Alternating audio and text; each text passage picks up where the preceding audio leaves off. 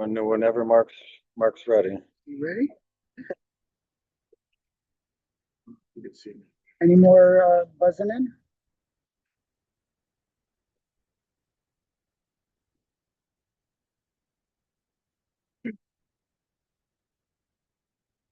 All right, good evening, everybody. I'd like to call the meeting to order.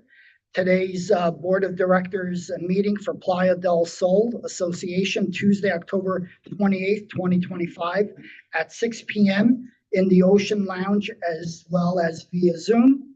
As a reminder, the meeting is also being recorded as per Florida statutes. Okay, can we do roll call, please, Barbara? Yes, Heskey Barini. Here. William Valerian. Here. Denise DeLuise. Yep. Alex McCallum. Here. Mark Jara. Present. Roseanne Beneforte. Here. Barbara Savali here. Okay. Board members present in person, all seven, as well as including First Services, Scott and Isabella from First Services Residential. Scott, can you confirm the proof of notice was posted at least 48 hours prior to the meeting as per Florida statutes? Yes, I confirm that the notice of today's boarding was posted at least 48 minutes prior. 3 minutes? 48 hours, I'm sorry. Hours.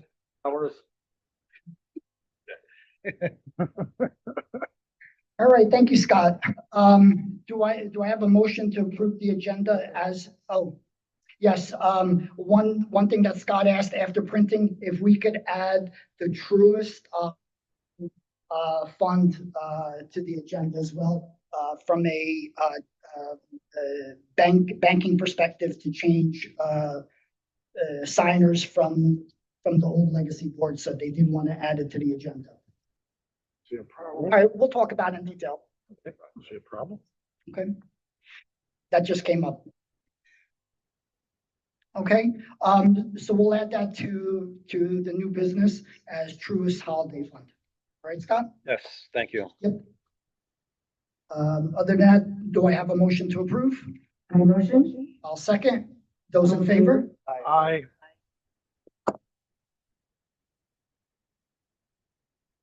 Okay.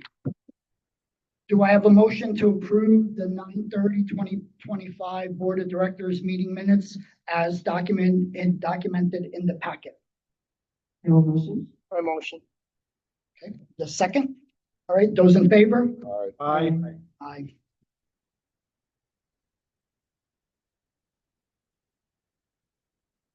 Moving along to officers' reports.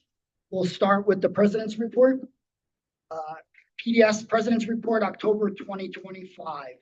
There's been a lot of progress since our September meeting, and I'm pleased to share several additional major milestones. Many of you on site last week witnessed the crane operations as it was brought in to remove all elevator debris and parts from the modernization work on all 3 roofs. This marks a significant milestone in our restoration effort, and we're glad that the weather cooperated and the operation was safely uneventful. We have a full agenda this evening as we continue advancing several key initiatives. Among those are life safety requirements, including the BDA system and sprinkler installations, both of which are progressing in accordance with city mandates. The wing construction continues at a steady pace, though punch list work remains ongoing in the main elevator tower and is being managed through those main elevators. As we approach high season, we are maintaining close focus and pressure on TKE to ensure timely completion, including now moving forward with our legal team and the bonding company on liquidated damages, as it is appropriate to do so at this stage. Today's meeting will also include discussions beyond construction, specifically updates to our governing docs, whether through board resolution or by owner vote. We're also preparing to share with owners the design surveys featuring conceptual renderings originally developed a few years ago. We are finally in the preparation stages of revisiting these designs to gather updated owner feedback and assess interest in potential exterior enhancements. These visuals are not final, but are intended to spark discussion and guide priorities for the next phase of improvements. Scott will have more information in the next week or so via email to owners on the survey next steps. The plan is to send out 3 different surveys, each specific to the areas north, south, poolside, and promenade. For those who have friends at Playa del Mar or happen to walk by, their ongoing waterproofing project offers a helpful point of reference. You'll notice some similarities in design elements, reinforcing that our proposed direction aligns with modern coastal trends and outdoor health-focused lifestyle, not to mention more of a resort-like feel. Weatherproofing presents an opportunity for aesthetic upgrades, as well as this effort will take 1 to 2 years or more to fully materialize. This planning phase is critical and directed by our project management team. These enhancements will not only improve livability, but also strengthen property values and contribute to quicker sales when units turn over. You'll notice a police officer present this evening as well, and will continue to be so near term. This measure has been implemented as a precaution following the events that occurred at the conclusion of our previous board meeting. Finally, I'd like to share some excellent financial news. As it was noted last month as well, the anticipated 26 budget will be presented for approval to move forward for an owner vote. And I want to thank Heskey for his treasury leadership, the due diligence by Mike Sisto and the finance committee, the board, and the building management for their continued focus and money stewardship. Together, we have been maintaining a careful balance between meeting the community's needs and exercising sound fiscal responsibility. Thank you all for your continued support and engagement as we move forward with these important projects and initiatives. Mark Jarrett, President of PDS. Check your channel 99 is no sound on channel 99. Sound hasn't worked on channel 99 for a while. The Zoom. They've been trying to proof it, right? Correct, yeah. Good. Moving along to Treasurer's Report, Heskey, Rahimi. Hello, everybody. So this is the Playa del Sol report for October 28th, 2025. As of September 30th, we had 827,000 in operating cash, 3.385 million in the special assessment account, and 6.752 million in combined reserve, for a total of 10,964,000. Down from 11.2 million in September. We had a surplus of 33,000 this month, which resulted in a slight increase of our owner's equity. Now it's up to 506,000. Interest income came in $10,000 higher. But last year did not anticipate a 3% increase, so we went over by 37,000 on that. We also went over by 60,000 on income taxes and 55,000 on legal and 54,000 on professional fees. But luckily, most of these cost overruns, for the most part, were covered by the 145,000 we saved in insurance premiums to date. So that's why we're actually ahead of the game a little. Scott and I have been working with the finance committee on the budget for 2026. The good news is that the approximate overall increase to owners is 1.4%. The cable portion distorts the exact percentage increase when looking at each apartment's increase. So some might be 1.35, others 1.45, but no, it's the average is 1.4%. Just as we did last year, we'll be using $150,000 of owner's equity to fund our operating expenses. Additionally, we're fully funding our reserves by about $2 million, albeit at the minimum level rather than the recommended level. Since our upcoming projects are still in flux and the exact costs and start dates are unknown, it is difficult to project out our exact cash flow. So that's why we're going with the minimum, but this is still a fully funded reserve contribution, which technically would not need an owner vote. So the upcoming projects that we have are the HVAC risers, roofing, cooling towers, and paver deck, projects, among others. But so far, we're good, with the cash flow projections, and, we should be able to cover most of these projects. The lifesaver in all of these was a decrease in insurance premiums compared to last year's budget by 373,000. So that's a big savings. We paid in, now we're getting it back. This absorbed $170,000 increase in salaries and other inflation-related cost increases in the other categories.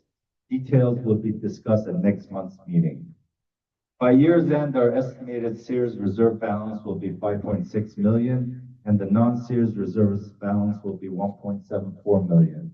To date, we spent over 150,000 from the non-Sears reserves for the trash compactors, various AC units, the RFID system, exhaust fans, and engineering fees for the HVAC riser and cooling tower design. The $30,000 cost for the 100 chases will also be paid from the non-Sears reserves. So this concludes the October 28, 2025 Treasurer's Report.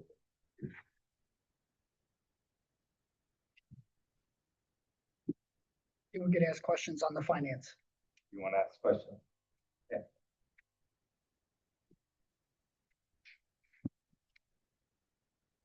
Hi. Hi, I'm Todd from 402. First of all, I want to thank Heskey. Every month you give a great report, and I understand it, which is a challenge for me. Well, My question is, did you say there's a $500,000 surplus? yeah, over the years, that's our owner's equity. Over the years, we accumulated cash, and that's like, sitting in the bank account. I get it. So, last year it was 600 something thousand. This year, it's down to 500, 25,000. Okay, so my question is, sorry for interrupting, I appreciate that. And you probably said this before, maybe I don't understand, but what do you do? Do you anticipate that surplus through the end of the year? And, because we're almost there, and what do you do with that surplus? Well, it really just sits around, that carries you through, some months you're short, some months, just like your chicken. You have some extra funds in there that just, Okay, so it's a buffer, yeah, it's a buffer. rainy day fund. It's just left over from money, we That's have a lot of money. Yeah, Todd, That's why, we have It is it. an emergency fund, right? Rainy day fund. Yeah. It's also invested in money market accounts, so it's collecting interest. It's not sitting in a non-interest bearing That account. wasn't my concern, but the point is, do we always have a surplus, or is this unusual?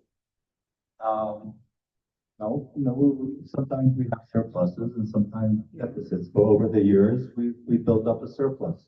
And that's why we're tapping into it. Last year, we tapped into it by 165,000. This year, we're tapping into it by 150,000, and we're still left with like 400,000 or 500,000. And the 150 that you're tapping into is for It's just part of the budget. It's a source.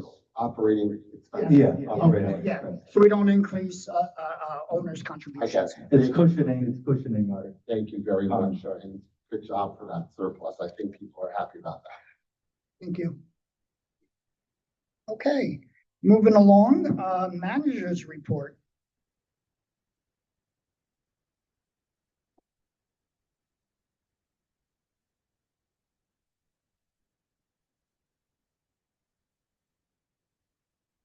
I'm sorry, give me one quick second.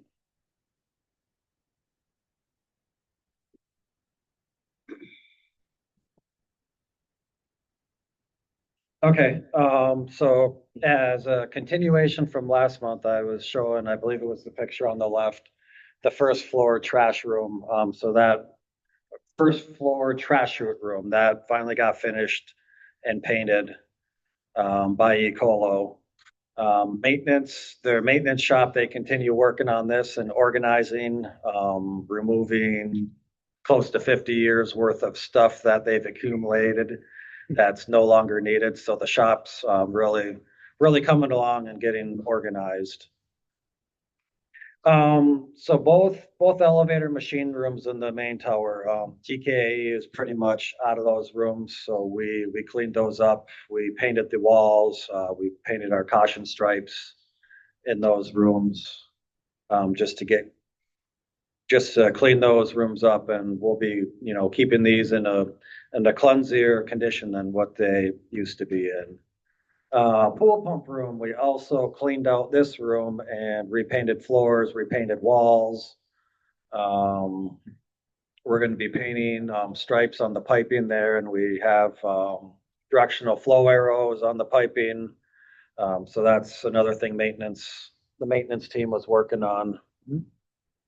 Um, main garage storage room was cleaned out and repainted, along with additional resident storage areas throughout the building.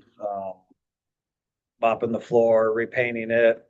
And we've also been adding LED lights into those storage rooms, and then removing the light switches and putting, timer light switches in, because a lot of times people forget to turn the light off when they're leaving those rooms, and there might be many days before somebody else goes in there. So it's just kind of helping saving power by, going to LED and putting the timer switches in. Cooling tower chemical feeder rooms, we did, the same thing in there as far as putting in LED lights, putting timer switches in there. Trash compactors in the north and south trash rooms. We had maintenance repaint these. This could be a possibility in 2026. We might need to replace one or both of these units. But we're doing what we can right now to try to maintain these and, get a couple of years of extra life out of them. These are pictures, before and after pictures of the north and south trash rooms. Again, I don't know how many rolls of old, wet, mildewy, moldy carpet we threw out of these rooms. Just stuff that was stored in there that just was not needed or relevant to the building anymore. So we removed a good majority of those items, did a good spray down of the rooms, repainted the walls, repainted the floors. These are just additional pictures of, some of the trash rooms down in the lower level garage. This is the main tower trash room that we cleaned out, um, painted walls, painted floors. This one, picture on the left, you can see this was the trash compactor we purchased this year. So there's no painting or any kind of work needs to be done on that one. Fourth floor, we found a broken cast iron pipe in the wall on there. We were having some residents complaining about some smells. We didn't know if maybe it was because they were out of town for so long that they didn't have any water going through their drains. But after further investigation, we did find a good sized crack in a pipe in the wall in the hallway. So we went ahead and had that replaced. Last week, TKE had a crane here to remove, all the old elevator equipment off of the roofs. That seemed to be successful. No issues at all as far as, the crane setup, takedown, remove. This is just a couple pictures, left side picture. You can see a bunch of the old equipment there. All that is now completely gone and removed from the roofs. A few administrative items. Last month, I reported a, maintenance delinquency of $24,565. This month, October 28, we're up to $161,394. Again, it's gonna constantly be up and down as maintenance payments are due. People paying late, that price is gonna come down, and it's just constant fluctuation of up and down. Sales packets, that should actually say two sales packets, I'm sorry.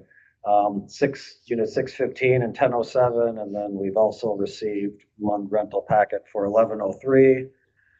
Some updated ARC packages since last month. We have, a unit that's going to be installing an electrical panel. And we've had two units replace their AC. And that'll conclude my report. All right, thank you, Scott. Committee reports, document and rules.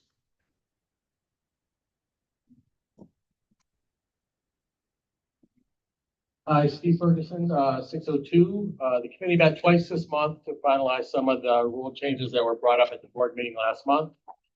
We addressed the following issues: the wheelchair rule, the addition of the rule regarding the ability to rent units after purchase that was in the condo docs but not spelled out in the rules. We finished the classification of the guest rules. We added to the current support and ESA rules, adding that all dogs must come in and out through the lower garage. We also had some preliminary discussion around Florida law regarding doorbell cameras in anticipation of the board resolution regarding those cameras. So we did some initial stuff on that. We're pretty much done. We will be having a workshop on Thursday at 10 o'clock in the North Card Room and on Zoom to review all the changes that have been made prior to the board's vote to approve these new rules. Everyone has encouraged to attend. All right, thank you. All right. Anything else on the insurance and finance? I think Esky noted based on the treasurer's covered it. report. Oh, great, thank you. Social committee. Are you ready for this? Yes. Wonderful. Those of you that were at the pumpkin painting affair took up this whole room, 45 or 50 people, loved it. Everybody had a great time.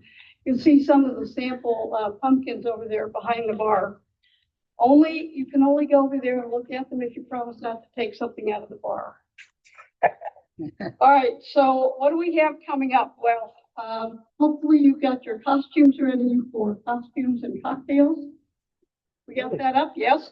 Oh, is that a cute invitation or what? I mean, that is just really cute. Potluck means everybody brings something to share over in the food department. We take care of the drinks in the bar. I'm sure that Denise has something really special planned for the bar. Oh, I do. So make sure that you come thirsty and hungry. That's from 6 to 9, and it's right here in this room. We have a special treat. Mark Jara is coming to be one of our guest bartenders. Does that mean you're wearing a costume, Mark? I'm wearing it right now. Okay, right. He's in costume already. Wow, that's fabulous. Our next event, generally, we have a happy hour at the end of every month, with the exception of November and December. November, the end of the month, is always the day after Thanksgiving, or usually it is. That is not when it is this year. It hasn't been that for a couple of years. It is Saturday, December the 6th. That's up on the screen. The holiday party potluck. That is 6 to 9 on December 6th. And it's right here in the Ocean Lounge. Again, it's a potluck. Bring a dish that is seasonally, I can't even say it, seasonally inspired. And obviously we, at both events, we have blackjack and the 50-50 raffle, which has really allowed us to make sure that we have funds just in case the finance committee decides not to fund this. But I don't think that's the case. All right. You got it right. So the next really exciting news is yoga and share yoga. You can see it up there on the screen. We are just now talking with Angel Buber, and she's a certified instructor, silver sneakers, and a personal trainer. And we're looking into plans for a on-site sessions. All of this obviously needs to get approved, but the interesting thing about it is that she is only going to charge $15 or $20 each for an hour, and she'll do yoga right here, one of the card rooms, or maybe in this room. More to come. The next exciting thing is a hamburger concession stand for the first one we're going to do a pilot is from December 20th to the 3rd of January. It would be, 11:30 to out on the, promenade deck. And the point of it is to, and this is, 7 days a week for those 2 weeks. It'll be, hamburgers, hot dogs, a drink, and, we're looking to charge $6 for that, and chips, sorry, forgot about chips. Using grill tree, and the whole point is that we would, have drinks and that sort of thing during the lunch hour when we have, lots of people on the beach and in the building that might want lunch. Be a way to do a little fundraising too. More details when that comes around. We've also got, we're thinking about kids' parties, during the holiday times. Is Margaret Woolman here? No, she's at the dinner. Okay. She has been asking me for the last 3 years about bingo. Todd and, Rob are going to be looking into that for us, and, Todd, the legal beagle, will tell us what the new rules say. Anyway, movie night and family game night. So, we've got lots of things in the hopper for the social committee. Planning financials, looks like we're doing fine, around $3,400. And as we get into the holiday season, we'll, also, Rob's going to tell you about that, but we have, payments coming up for both the caterer and the, singer, and that is, Lenora. Lenora, you know Lenora, right? You've been to see her. I'm not going to say a whole lot about New Year's Eve because that's Rob's thing, and he's going to tell us all about plans that are now finalized, and he's going to tell you that you can also sign up $85 a person. So, all the details are going to be coming out just as soon as the, costumes and cocktails are done. Rob?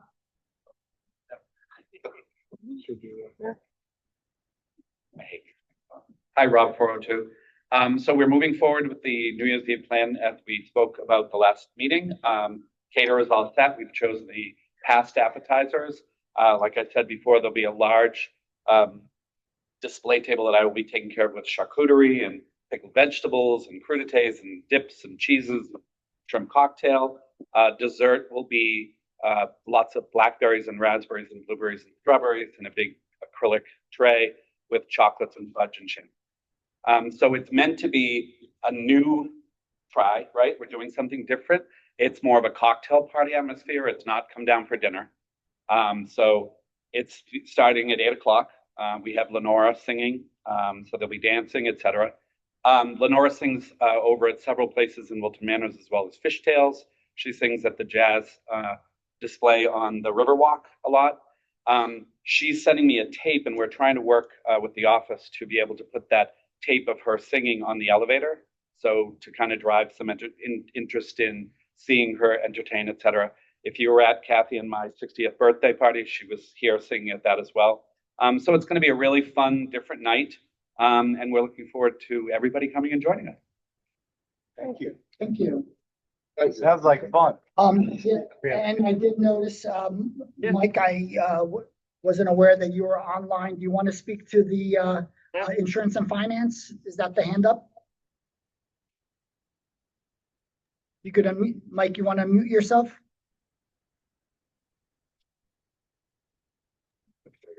Can you hear me? Yes. You know. Good evening. I just wanted to say a few words. I'm Mike Sisto, 2304. I'm chairman of the Finance and Insurance Committee meeting. Just wanted to recognize the members on the team and the outstanding work they did putting the budget together. As you can imagine, it's a fine, you have to strike a fine balance between what we need to do, what we want to do to improve our building, and also to minimize the cost to the owners in terms of maintenance fees and what have you. And I think we've got a good balance. Like Heskey said, we're giving back, we're taking some of the surpluses we've earned to fund some of the activities so that it minimizes the impact on the owners.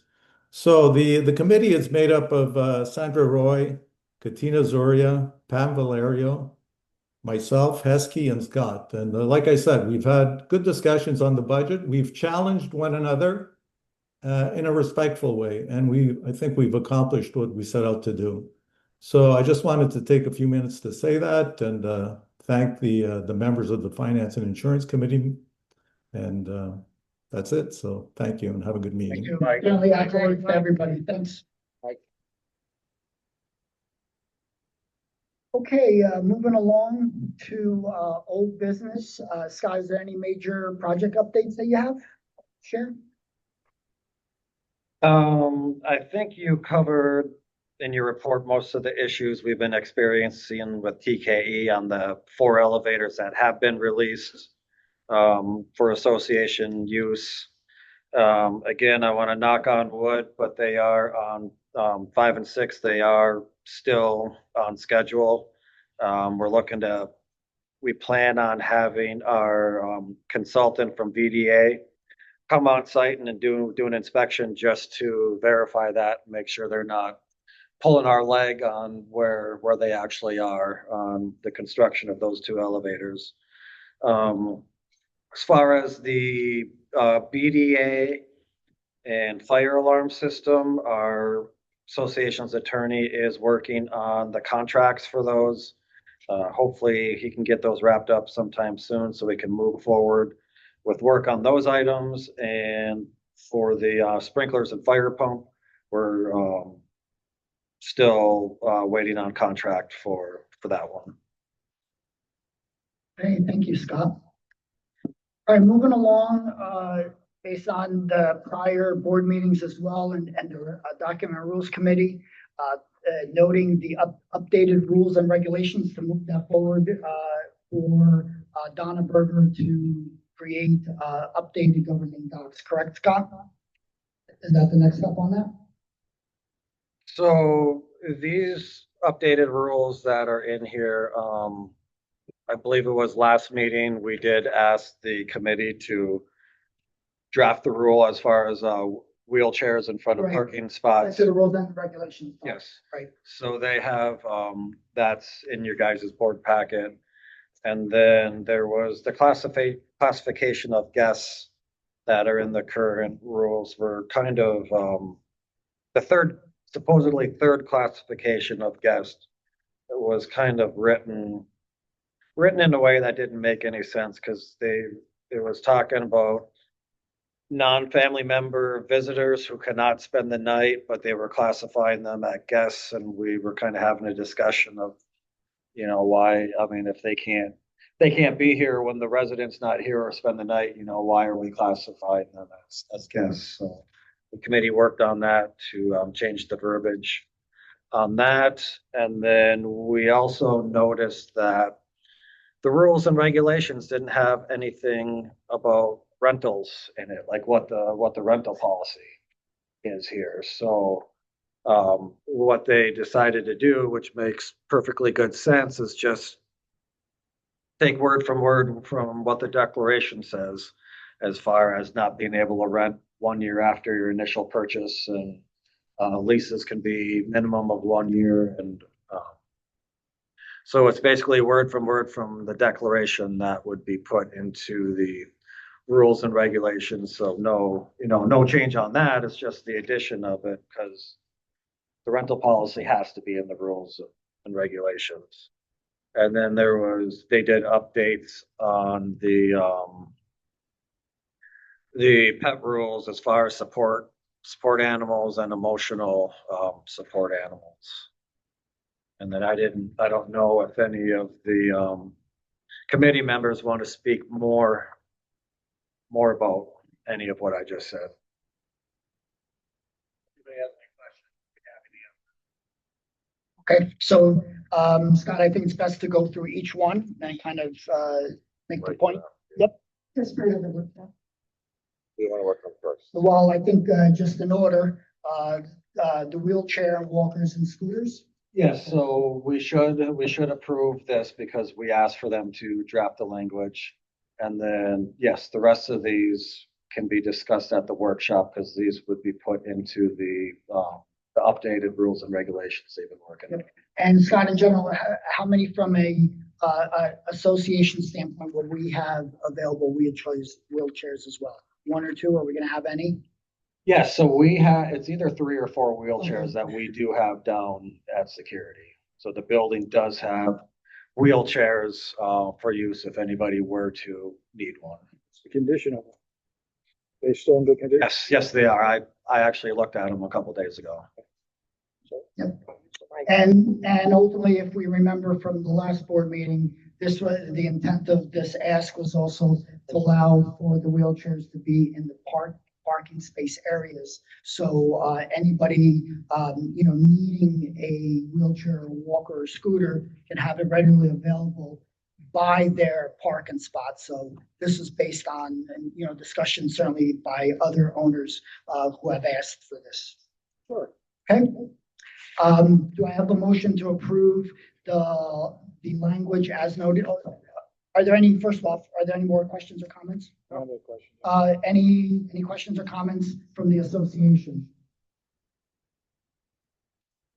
Okay, do I have a motion to approve the wheelchair walkers and scooters as outlined, that they will be available for use by the office, as well as owners having the ability to place them by their home and access, as well as the parking space?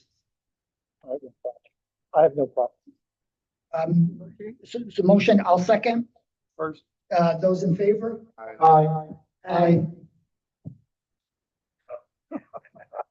Okay, moving along, classification of guests. As Scott noted, this is the identification of immediate family. Just calls out more in detail and updates what we had with regards to immediate family as well as visitors. Anything else, Scott, you want to note on this, or from that committee? Yeah, I believe that they did write in here too, that we seem to be having a problem with in the past is visitors inviting visitors here to the building, right? So we wanted to just make sure that that was put in writing, that, it's not just a free-for-all here at Playa del Sol. So visitors can't be hosting their own parties and inviting whoever they want here. And ultimately, just, I think of a call out is caretakers who do reside overnight must also be bonded by their employees as well. Employers. Okay. Do I have, any other questions or comments? Okay. To that, Okay. Steve Ferguson, 602, just at the end, so I know that we had discussed before about chairs and stuff, so we did add the thing that guests, it was never in the rule before, but guests and visitors have to bring their own chairs to the beach. Just want to make sure that everybody understood that that was in there. That's fine. And Scott, you would update the sort of like an FAQ as well for some of these comments. Yeah, so I don't think the rest of these need to go through board approval, because this is going to be a part of the full, Okay. full set of rules that Okay. the board. And this is discussed at the town hall. Yes, correct. Yeah. Okay. So we could just approve to move forward in embedding this into the rules and regulations document. Okay, those in favor? Aye.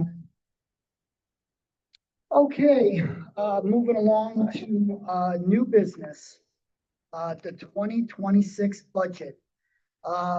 Certainly, we've spoken to this, and once again, thank you to Mike Sisto and the insurance and finance team, as you individually noted the team. Do I have a motion to approve the proposed 2026 budget to be voted for adoption at the November 18th, 2025 board meeting? A motion? Okay, opening it up, are there any additional, Heskey, any more comments outside of that, or questions by the board? Just as a summary, our budget is going up to 6.524 million, up from 6.434 million. So that's an increase of 90,000. Our budget just went up by 90,000. for the year, almost 6.5.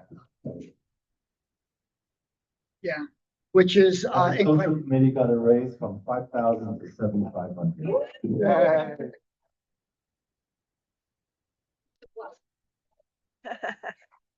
You said it so nice. I think Heskey, in 2027 will need to get refunds in some form or fashion, 'cause we're getting close to that. Okay, So the budget meeting is going to be scheduled for November 18th at 6 PM. Anybody who is registered for Get Quorum, you'll be getting your, you should be getting your budget meeting notice packet hopefully this Friday.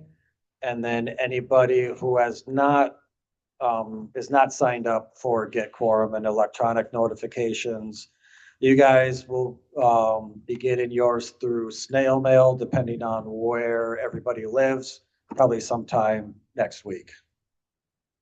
all right, thank you.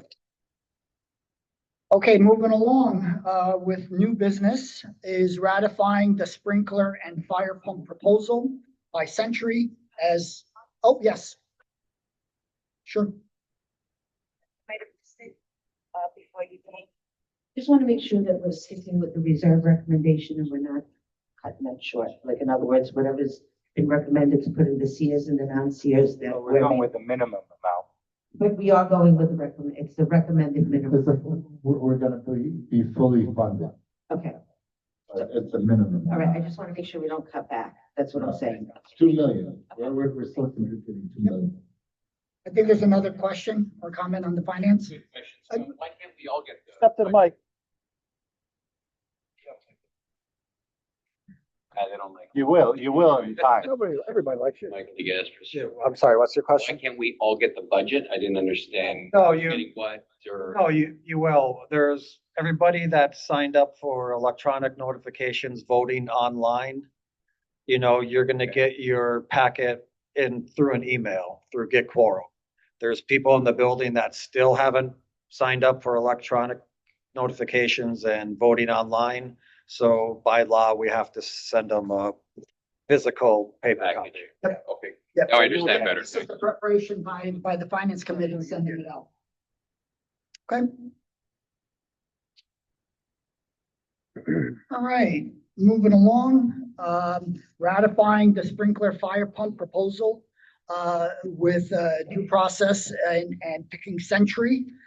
And this is per our ELSS process. And the motion is to ratify the approval of Century Fire Protection Proposal Sprinkler base bid in the amount of $617,424.50.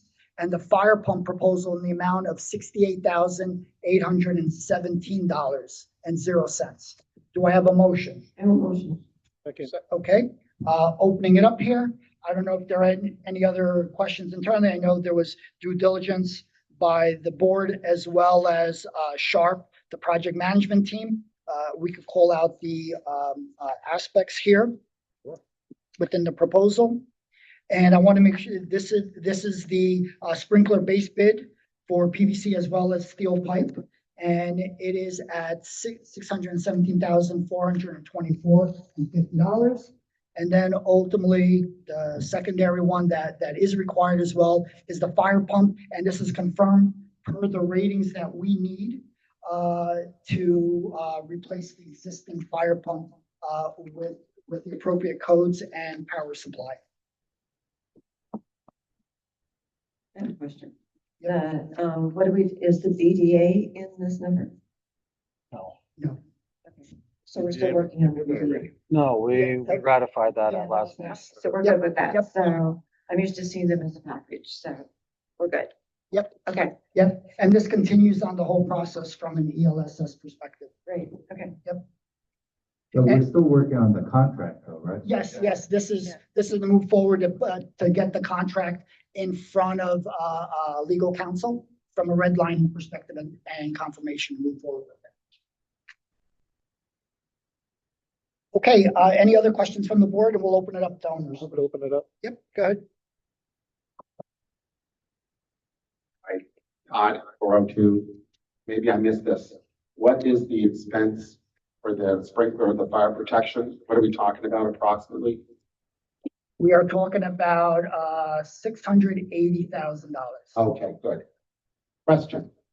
Will you, and I recommend you do, get the job bonded? Oh, definitely. Yes. Oh, yeah. Thank you. Yep. And just as an aside, happens to be my business, I would recommend any job over 75 or 100,000. Yeah, I think we've been noting $100,000. $100,000. $100,000. Perfect. Sorry about that. And just as a reminder for the association, this is a mandated requirement for associations, so I think this is good.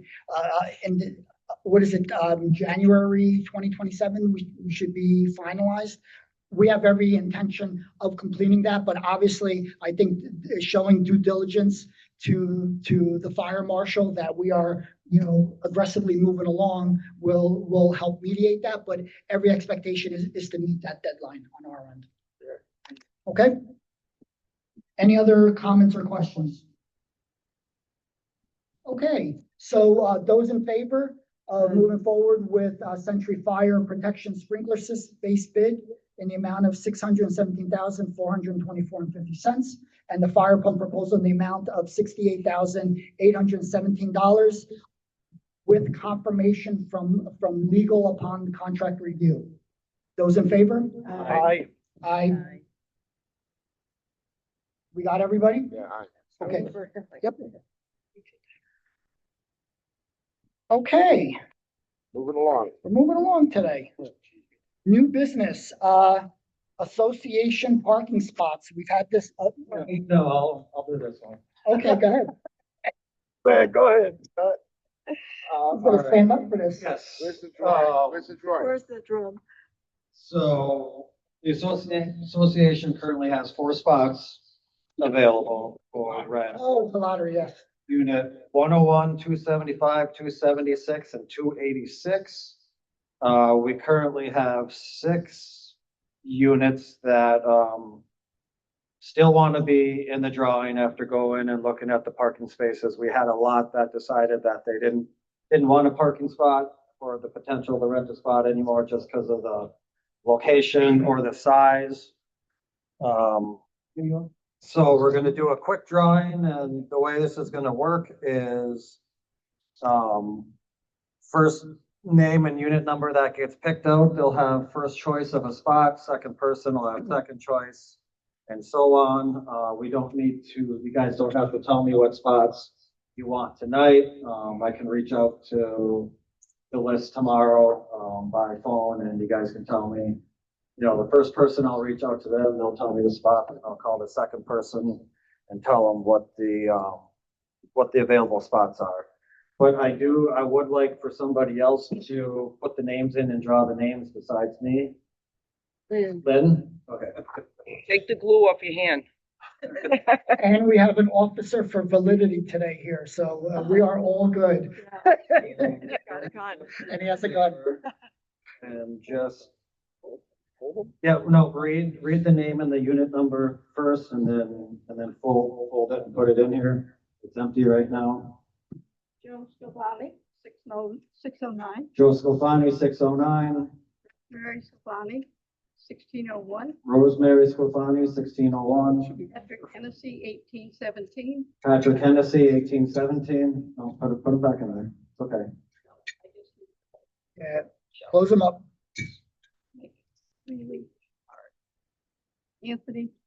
Anthony, I'm sorry if I don't say this right. Cassiola, 2915. Francine Mason, Francine Mason, 1006. Barbara, Barbara Savali, 607. Send them around, Lynn. How many jelly beans are in there? You're gonna get a hand stuck, you know what's gonna happen, right? You're gonna have to break the glass. Close your eyes. Fit in there. Close your eyes. The skinny little people. Francine Mason, Francine Mason, 1006.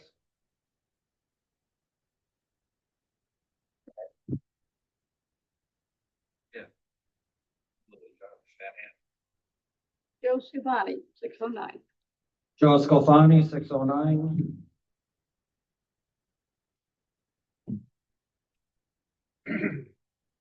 Anthony C, 2915.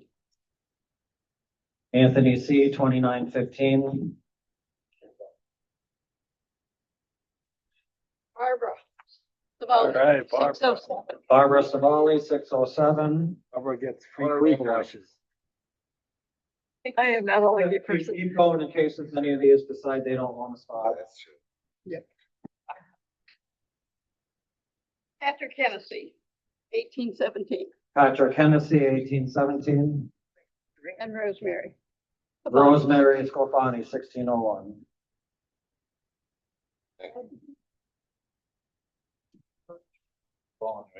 Thank you, guys. So I'll reach out to these owners tomorrow just to confirm if they still want a spot and what spot they want. Okay, moving forward, authorizing of video doorbells. This was a request to memorialize based on moving forward from a technology perspective in the association and being clear. Oh, I'm sorry.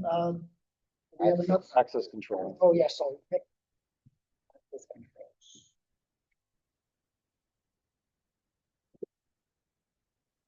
Oh, the upgraded access controls, and this is for an open discussion, based on security enhancements from an with an RFID from the parking spots, as well as the ongoing concerns with regards to the fob system within the association. So I'll open it up.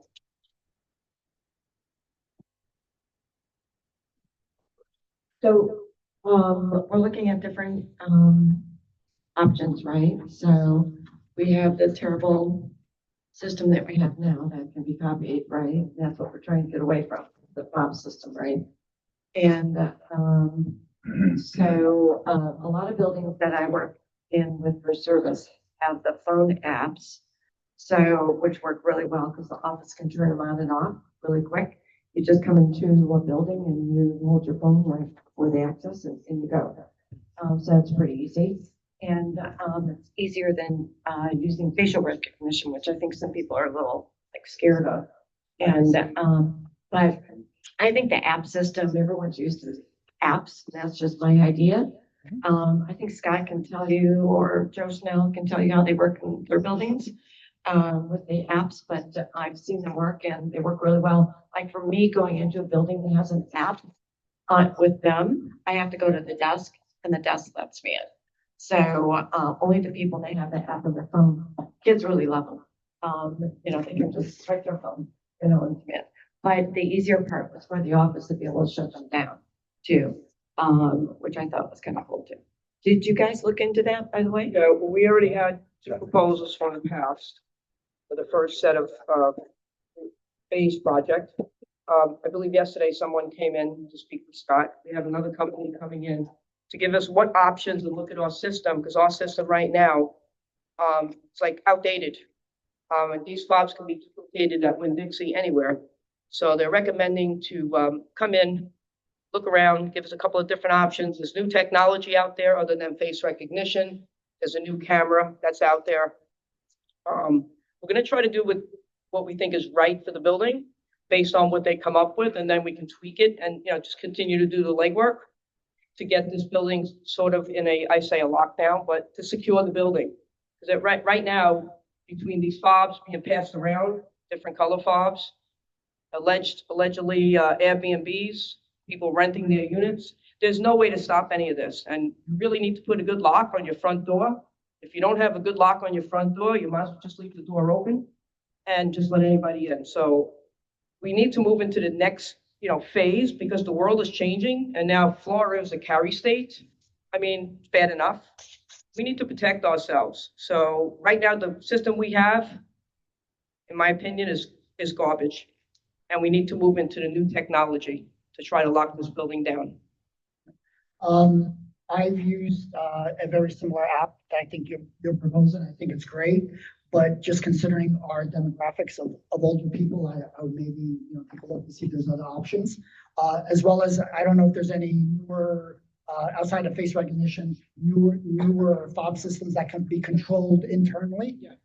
Yeah, so I mean, we can control ours internally. We can shut fobs off if we want. It's just the ones that get duplicated from Winn-Dixie, there's no way for us to turn them off, but there's a couple, sorry? Oh, there's a couple of different vendors I spoke with already that, we could basically get a fob just like the one that we currently use, but it's encrypted, which would keep it from being able to get duplicated. And that, I mean, we'll look at all options, but that might be the simpler, most cost-effective way of doing things. If we could get multiple options scaled up, and then we could, as an association or board, determine at that point. But nonetheless, I think the fob systems, we all agree, you could walk over to Ace Hardware or Winn-Dixie and, duplicate them. So that is a concern, and I would agree that, the quicker we react to this, the better, considering, the open carry situation in Florida as well, so. With technology changing, just look at every option we have, and then we drill down on it and see what's the easiest for all age groups. Just out of curiosity, Scott, do you know if like the readers at the doors would need to be changed? They would have to be changed, right? Yeah, the readers would, they wouldn't have to rewire the system or anything. And then, whatever we end up choosing, if we do something, that can be worked into the Hike Vision software that our cameras and RFID readers are on. So instead of having two different access control softwares, it'll all be in one software now. Yeah, I would agree. If you could at least note that it should be, merged into the other system, so we don't have two different. So you're not gonna have to enter all the names again? Correct. Yep, they're already in the software. Okay. So, do I have a motion to approve moving forward and getting information from an access control? And I think we all agree. Yes. Yeah, I think we agree. It was enough for a motion. Yeah, I agree. Yep. Any comments or quite sure?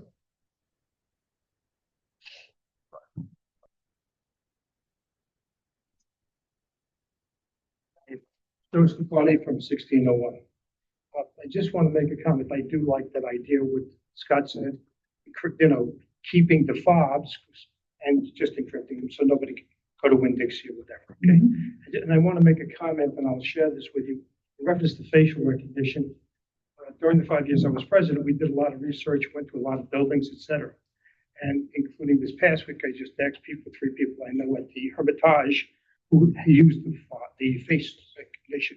And this is what I found when I researched it online, okay? And I'll just make this real brief, and I'll give you a copy of it just for the record so that it's on it.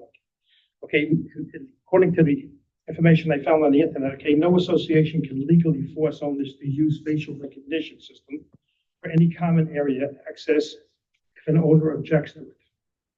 These are just the highlighted things, because I don't want to be too long. Owners who do not wish to participate may have a basis for legal challenge. Means we could get sued. Fundamentally, okay, private rights requiring biometric data such as face scan or entries touches on constitutional privacy rights and the right to due process. In the state of Florida, as of 2023, privacy law gives consumers the right to opt out of the collection of personal data with facial recognition. It wasn't the way it was when I researched it and went to all these buildings back 7 years ago. The laws have changed since then. That's 2023. Owner consent and objection. Owners are not required to give up their privacy rights for the security purposes. Need for alertness, alternative access method.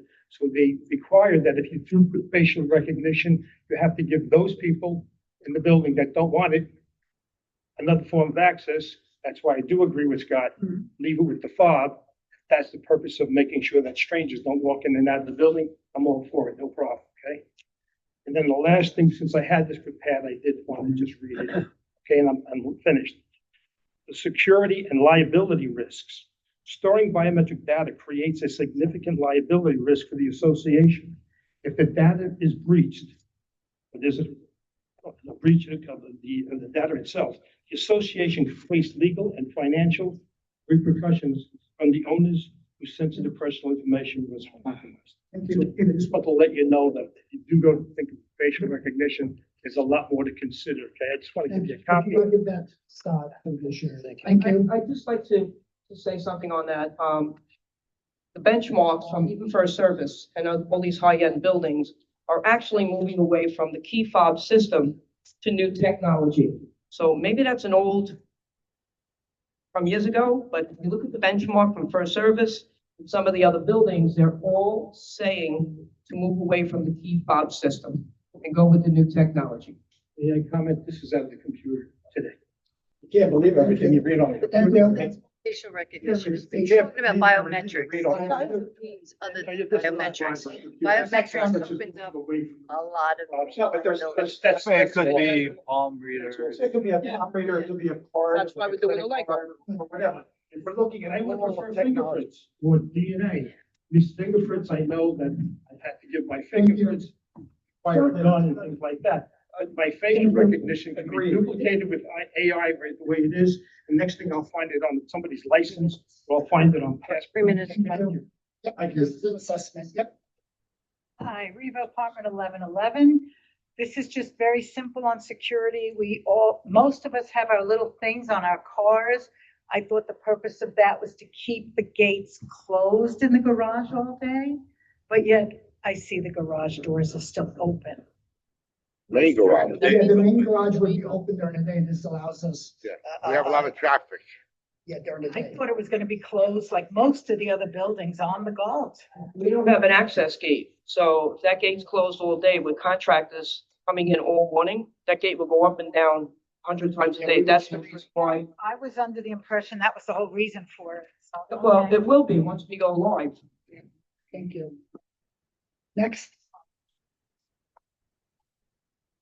Sherry Rundell, 2716. With the new security measures, how would it work with guests? Because obviously, would they have facial recognitions? Would they be given the app on the phone? What's the Yeah, thinking about so we're that? only assessing, we're noting and having an open discussion here about moving forward with reviewing the types of equipment and processes. So it can be brought back to the board and then the association as well for approval here moving forward. I understand, but is there decisions being made for how guests would be handled as well as residents, or how's that gonna work? That, I mean, it would be too early to determine that, because we'd have to figure out what kind of access control system is being put in, and then determine how, visitors would have access. And those vendors would give us best practices as well, right? So we can make an assessment as a board on what those steps and requirements would be, not only from owners and then ultimately, guests as well. So that hasn't been fine-tuned yet. Thank you. Yep. Okay. One more on security. Security is a good point. David from 2305. Just to explain a little bit on the AI system or the facial recognition system, because it seems like some people don't understand. It's actually my business, so I understand. You, as a resident, well, most buildings we work with, as a resident, you get an app. On this app, the association decides how many people you can add onto that app. So all the information is being saved onto your own device, your own network, everything, the way it recognizes you through certain algorithms that there's no point opening up right now, but certain algorithms. So there's no data that somebody can steal unless they steal your phone. And if they steal your phone, I think you got bigger problems than this. But the idea of facial recognition is that you just walk towards a door and it just recognizes you within a certain field, a certain space that the building again can recognize. So it actually has huge advantage to it. Like if you go out at night, you got to run back in. If you don't have to carry any devices on you, you don't have to do anything beyond that. Thank you. Thank you. Okay, any more questions or comments? And we move along. All right. All right, now we could go to the second page. My apologies. Moving along on adoption of board resolutions that has been being worked on, based on the voices of the association, the Rules and Document Committee, and then the board. The first one is the authorization of the video doorbells.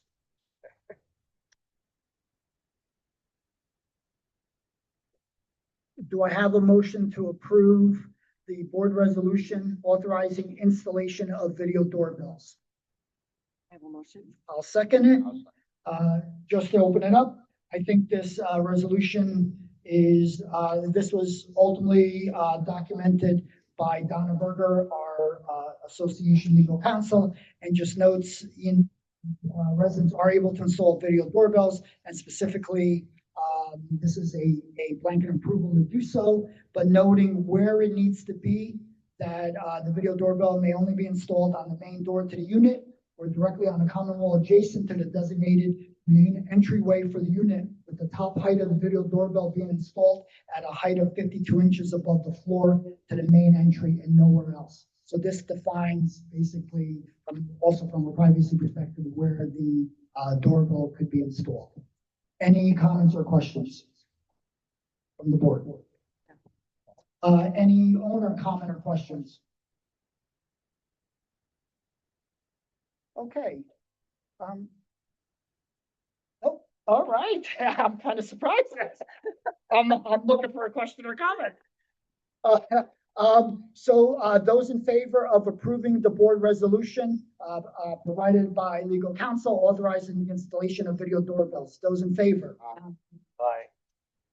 Okay. Moving along. Motion to approve the board resolution authorizing the adoption of owner civility code. Do I have a motion? A motion. Okay, second it, opening it up for the board and discussion. Once again, this is similar to the video doorbell, adopting owner civility.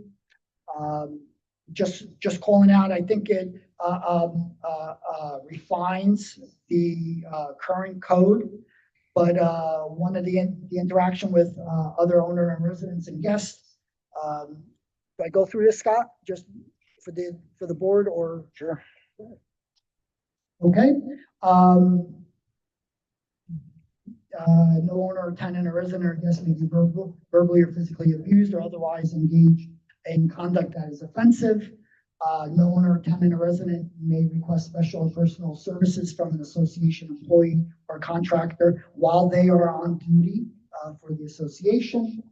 No owner or tenant or resident may send out unsolicited mass emails to fellow owners. Number 4, while active participation is encouraged, no owner may engage behavior at board committee or membership meetings which may disrupt those meetings. Owners are required to behave in a civil and courteous manner at meetings or risk expulsion. Scott, can you keep it down? Jim, okay. And then association employees are required to report any violation to their supervisors in writing. Anybody creating a hostile, any unit owner, tenant, guest creating a hostile workplace for any association employee may be subject to a civil lawsuit brought by the employee, in addition to all other available remedies. This is ultimately refines and updates her legal counsel's advice. Any questions or comments? Yep, and we're gonna, just for the board first. Can talk about it. I did have a question about your, I'm not allowed to ask. Oh, doorbell, yeah, afterwards. Not allowed to ask the question. Revote. Gotcha. Thank you. No, I gotta be in. Hey, at the end. Oh, it's the end, okay. So it depends Okay. what you want Yep, to do. so let's open it up for the board. Yeah, hello? Hello?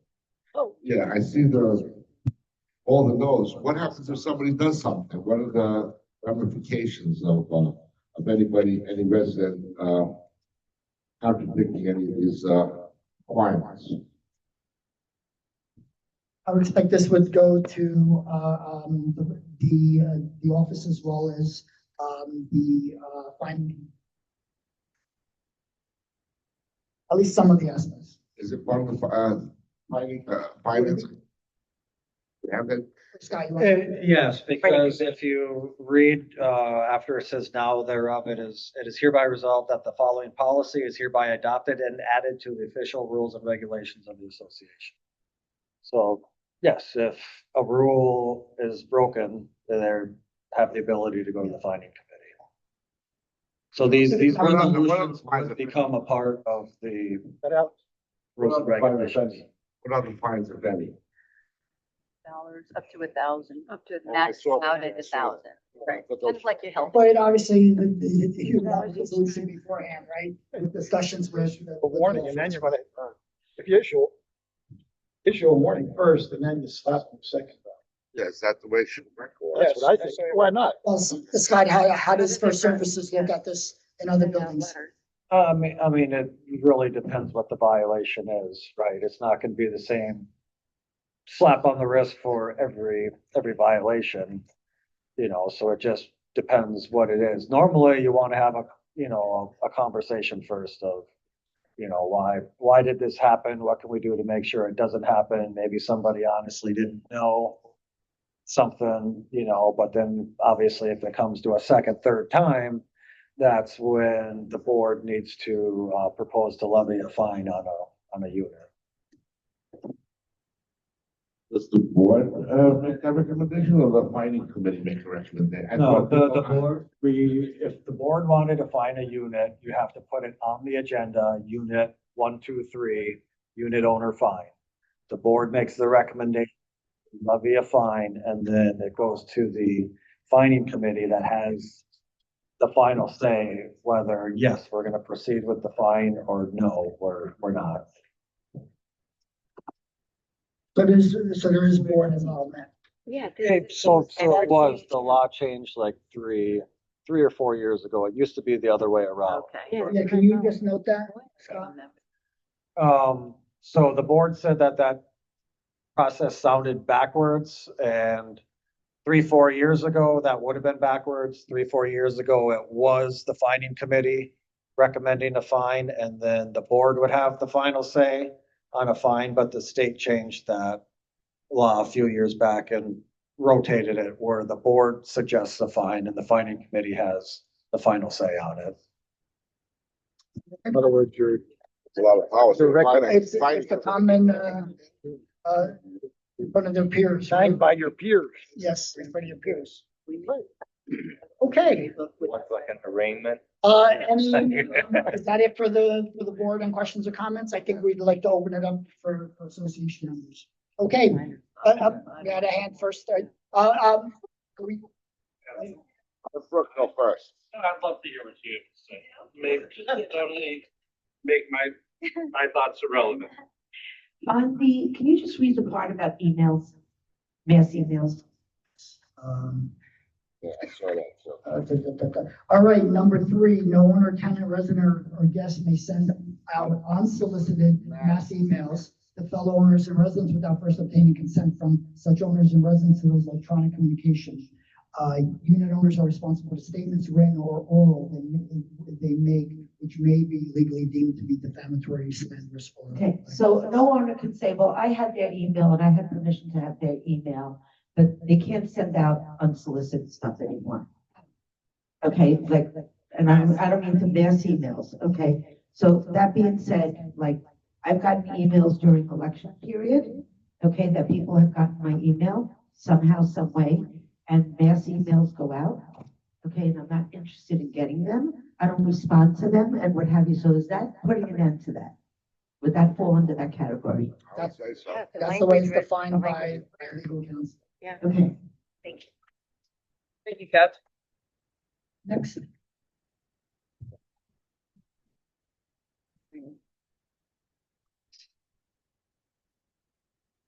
Hello, good evening, Brooke Barrett, 2814. I have a couple of concerns. I really would like this motion this to be put, tabled. My first concern is I would suggest that with this and other similar measures, the first thing it should do is spell out how this code of conduct interacts with the past codes of conduct. I think it should say whether it's going to complement it, supplement it, fully replace it, rescind it. I think there just should be clarity. Secondly, I think that the second bullet point would make a conversation. Let's say we have a hypothetical individual named Sam who works there, and maybe Sam washes your car or helps you with a lamp or something after work. And it sounds to me like it's saying that it's against this rule to just say to Sam, hey, Sam, can I talk to you after work? Or sounds to me like that brief conversation would be wrong. I have some language that I think would resolve that. You could just say that basically that the employees can't perform work while they're being paid by Playa del Sol or something, period, and that homeowners should therefore not ask for these favors or work to be performed there on Playa del Sol. Again, I think it should be tabled just so we can clarify what's there. I don't know what the mood of the whole association is on mass emails. I know that there are people sitting in this room 5 feet away from me, 10 feet away from me, who've done mass emails. I personally think that with so many people, I'm not opposed to mass emails because I think they can be deleted. But if you eliminate them, it really makes there to be more and more power just to the board. And I just would point out that there are board members sitting here very near me who used to talk about how the board should be for the association instead of treating us like tenants and a landlord relationship. And I just know that to be able to cut off that communication stream seems to me to be a very significant step when, you know, and I think Kathy has it right. If you just see an annoying email, you don't read them. So that's my concerns, is that I really think it should be tabled until we can have more input and clarity. Thank you. And just to confirm, on duty for the association. Again, I just don't know if the casual conversation is being done because the person's on duty and I was talking to him about a favor. I want him to perform the work after work, not on Playa del Sol, but to me, the way I read it, it's just not very clear. And the last thing I would like to do is with Alex's point is that in the past, we had a similar thing, and Donna Berger said that a homeowner had no right to have a complaint processed. And I think if we're gonna have this code of conduct, there ought to be a way that a meager homeowner, not a board member homeowner, but a meager homeowner has the right to initiate a complaint. Thank you.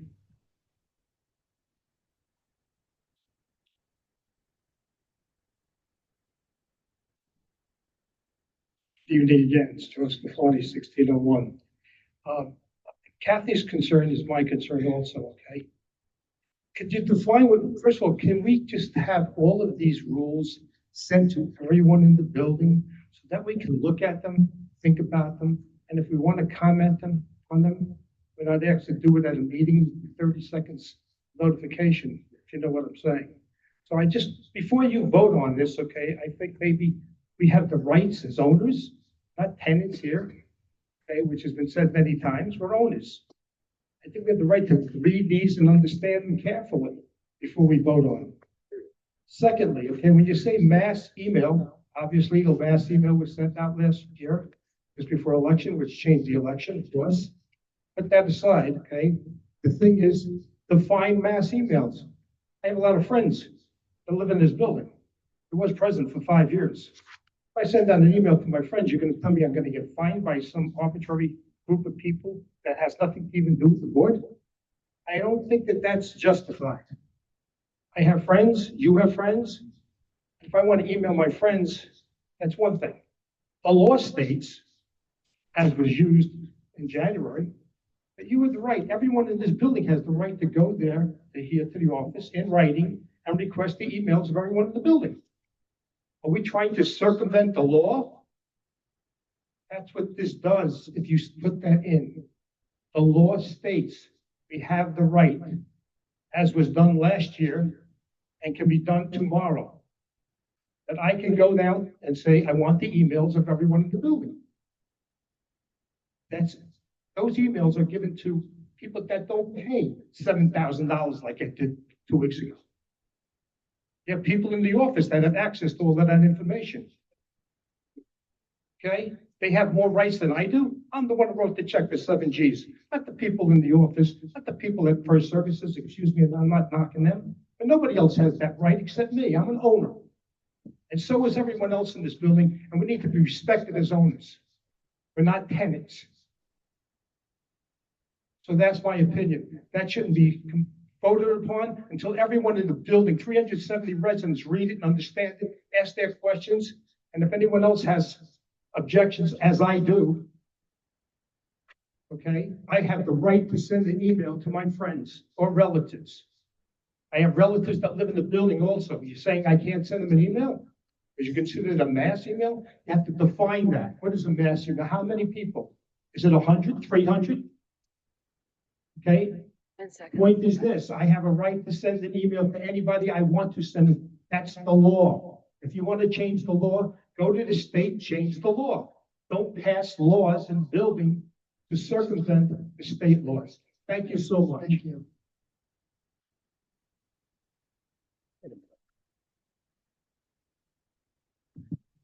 Again, David, 2305. Regarding the cameras, security cameras. No, Or, sorry, not we're security talking cameras. about this right now. No, I thought you were done. Hold on, we're No, no, no, still, you gotta wait, you gotta wait. Yeah, wait. Okay. I'll go to my third question. What's the problem with sending emails to everybody? I mean, everybody knows the delete button on an email where you can go and delete mass amount of emails. So 10, 20 emails at a time, even if you want. What's the problem? I don't even know how somebody What- gets. Why is that even an issue? Factual. Nobody knows. Okay. Yes. There's the rule says you can't speak twice. The same subject. Sherry runs down 27. I'm on the same subject. No, no, thank you. I just wanted to, bring up the issue relative to employee relationships and employee conversations and employees doing work. I was at a meeting several years ago, at a board meeting, where there was concern expressed about communication with employees, about relationships. Many of the employees here have been here a long time, and the residents have relationships with them. They enjoy interacting with them. They enjoy talking with them. I don't want to see a rule enacted that would change that relationship. People enjoy the employees that work here. And so I think it's important, to Joe's point, about looking at these rules with respect to those relationships that people have built up over the years. It's not just, hey, Sam, can you come and do me a favor? It's, hey, Sam, how's your family? Okay, oh, we can't talk to the employees. I think this is an important part of what people enjoy about living in Playa del Sol. And in the effort to make rules, let's not lose sight of that.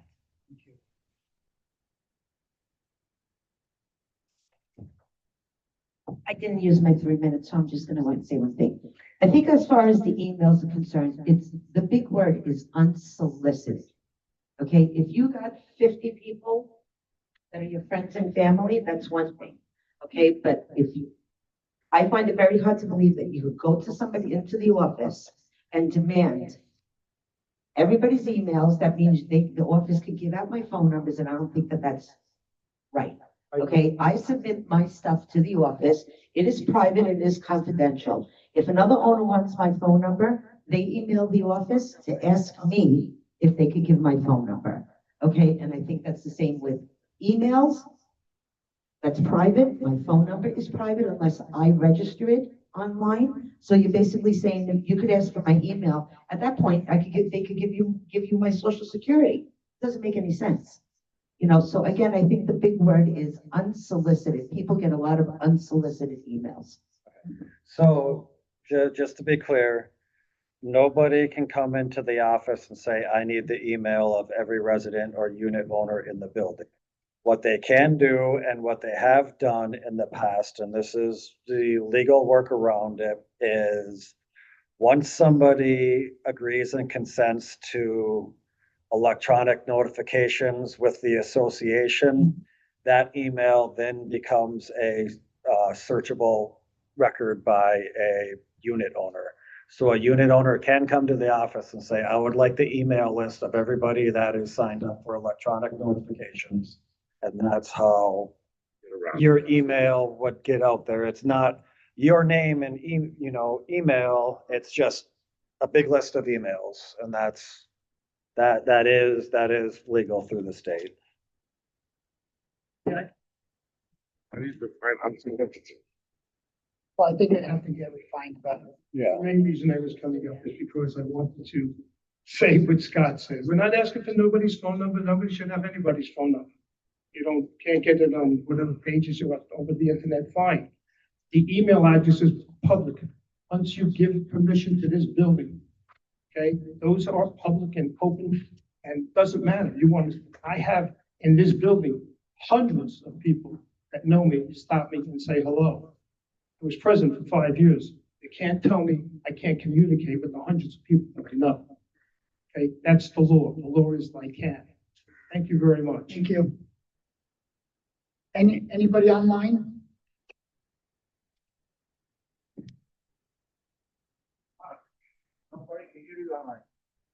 Yeah, we know channel 99 is. Gotta go on No, Zoom. channel. You have to go on Zoom. Gotta go on Zoom. No, 99 is not working. Zoom is working. Zoom is working. Good. Can folks on Zoom hear us? Can somebody nod? Yeah. Okay.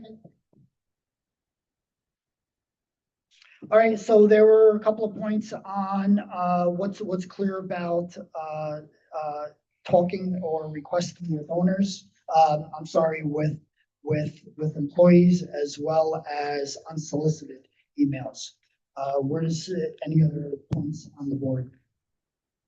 Can we define unsolicited? So what does that mean? You have to send the first email and say, can I email you? And then come back, just like we have the law in faxing, right? The first fax is, can I fax, if you want to opt out? Is that how it works? I think we. None of us can hear. Sorry about that. The question is can we define unsolicited and how that works? I know how, like with faxing, right, you can opt out and you can opt out of emails too. So do you have to first send the first email and say, can I email you? Or do you send the content with it and say, if you don't want to receive this anymore? Like, how does that work? I'm just curious. Well, you can It has to be a fine line. unsubscribe. Yeah, unsubscribe, that's what I do a lot of. It doesn't always work, but I do. Yeah, right. Mhm. Can we get unsolicited, since it is a topic defined by Donna? Yeah, I mean, if the board wants to table this and refine some of these, absolutely. Yeah, Well, yeah, when I get an email unsolicited, usually you have to go to the bottom of the page and say, if you want to unsubscribe to this email, you press that, and then you're off the list. And we have to define the what is unsolicited, and the number of mass. What's mass? 1, 2, 3, 4, 10, 50 people, 100 people. I mean, we can have a mass protest of 2 people. We can have a mass protest of 1 million people. No, and I think it's the difference between family members of Joe Sclafani's and people that are not family members of Joe Sclafani's. If you're, Joe said he's got a number of friends, he's been in the building a long time, I understand that. But there's a lot of people that may not be on his list, right? So, those would be the people that, they're speaking to. Sure. If it's just an unsolicited email, not to your family. I mean, if you a big Italian family and you've got 1,000 family members, the Merry Christmas card's going to them.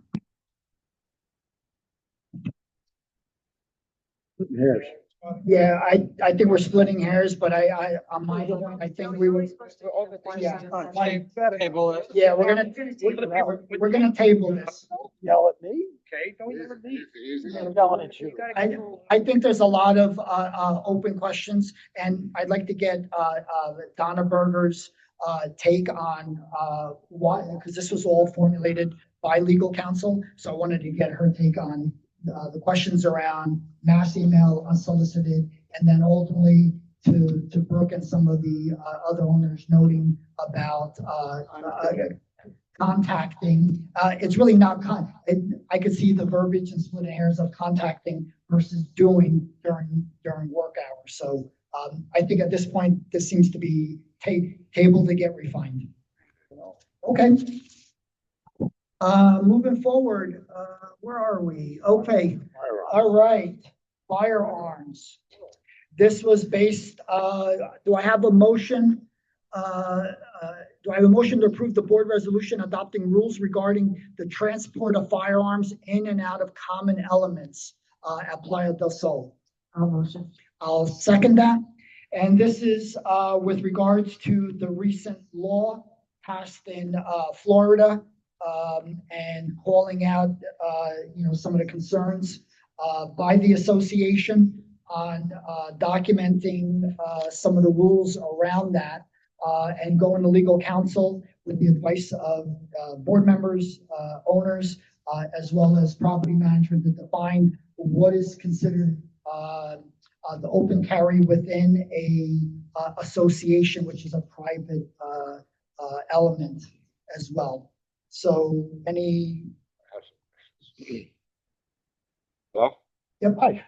well, yeah. Will we be posting signs for this resolution on the building? So people that are not aware of it. That's everybody. Good idea. Resolution hasn't passed yet, so we haven't gone that far. We could, the board wants, we can find some kind of nice signage. And also, there's also a fine here. What's the fine again? Do we have to define that, or does that go to the fining committee again? The amount of a fine is a recommendation from the board. The board could say, I want to fine somebody $2, or they could say, we want to fine them $100. So they are defined by Florida statutes, no? No. Oh, I thought there was a No. map. But it You depends can on the weapon. fine, Depends on the weapon that they bring out. If they bring out a machine gun. The size of the gun will $50, define the size of the fine. $5. Something. Yes. Oh my gosh. But just calling out being a private association, prohibition on open display, loaded or not loaded, may not be openly carried within common elements, whether loaded or unloaded, may not be openly carried during any board or membership meeting. No resident may bring a weapon of any sort to a board or a membership meeting. Permitted transport, owners, residents, and lawful guests may transport firearms to and from the unit, and only if the firearm is secured within a case, container, holster, or other enclosure, carried in a concealed manner consistent with lawful possession, and no restriction within units. This rule shall not be construed to restrict lawful firearm possession or storage within individual units or secured storage units. And then noting no restriction, obviously within vehicles as well, that this rule should not be construed to restrict a lawful firearm possession or storage within individual vehicles. And ultimately, there would be enforcement options, finding and or suspensions, or potential legal action that would be brought to legal counsel.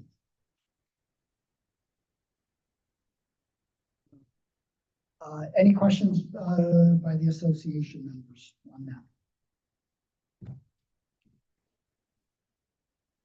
Okay, so we have one. Reba, 1111. Wouldn't a holster be open carry? No. Under a shirt, no. Seriously? Yeah. You can't see it. So secured within a case, container, holster, or other enclosure so that it is not visible. Not visible is the word. Not visible. Not visible. So concealed weapons are allowed? Yes, yes, concealed are allowed. As, and it is refined that That's the new law. Yep, that's the new law. Consistent with lawful possession. Okay,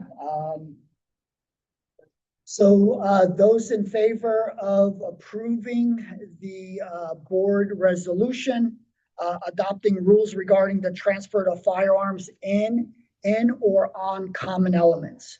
Those in favor? Aye. Aye, aye, aye. Okay. Next motion is the unit owner participation at meetings. The motion to approve the board resolution adopting unit owner participation at meetings, a meeting policy. Do I have a motion? My motion. Second. It is a resolution adopting unit owner participation at meetings policy. Well, we're getting to it. Okay, multiple items. One is just refining that unit owners have the right to speak at board and statutory committee meetings. Statements by owners at meetings shall be restricted solely to items designated on agenda from a Robert's Rules perspective, as well as making sure that we continue to move the meeting forward as well. That we will, at the time of any motion or agenda item, will be permitted to speak on that once the reference of that item has been started and discussed. If required by the act, the board meeting agenda must include an opportunity for members to ask questions of the board. And this is all per Florida statutes and updating our regs. The chair, and defining also the chair of the meeting shall determine whether questions may be asked, shall be 3 minutes by owner on each, not to exceed 3 minutes per agenda item. It's just defining again, the policy.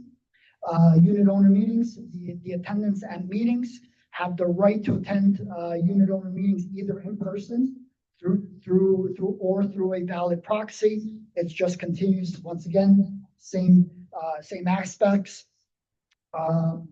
Speaking at owner meetings have the right to speak at meetings. And also noting owner meetings as provided by law. No other person shall be permitted to speak at meetings except agents of the association, designated proxies, or persons otherwise legally permitted.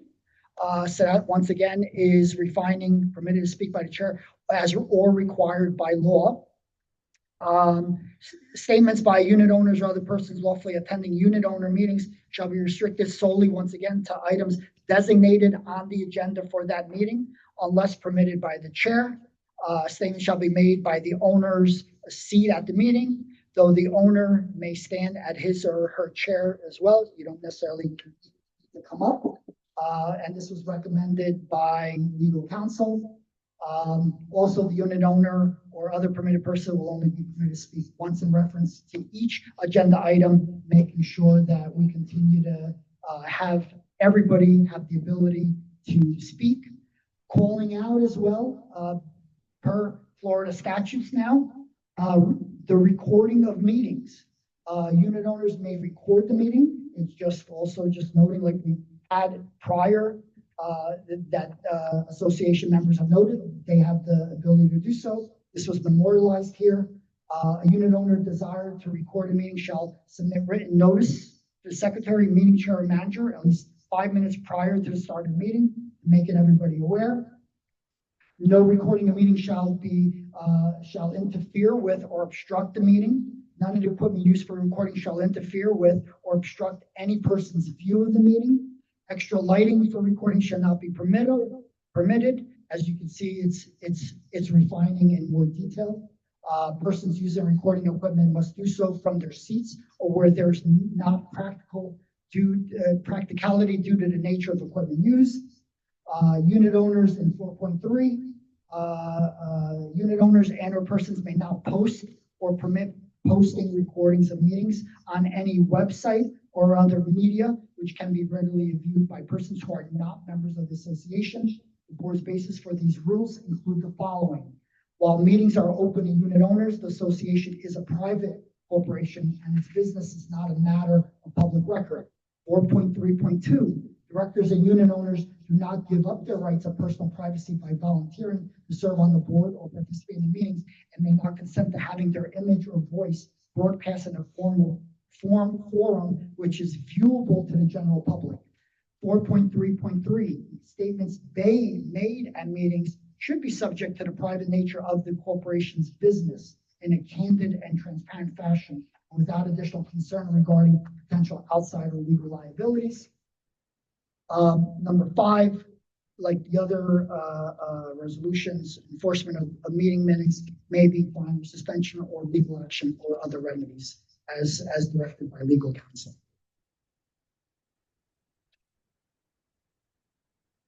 Okay, for the board. I have one question. Say if I have 3 minutes and you want to give me your 3 minutes, you're able to transfer your 3 minutes over to me to give me 6? Good question.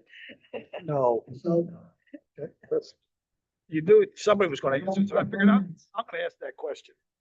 yeah, that's a good question. To do that in Congress. No problem, 30 seconds off. Okay. My question is, if I'm speaking, and I need more time, you can yield your 3 minutes to me so I can continue to speak. No, You'll never set 3 minutes.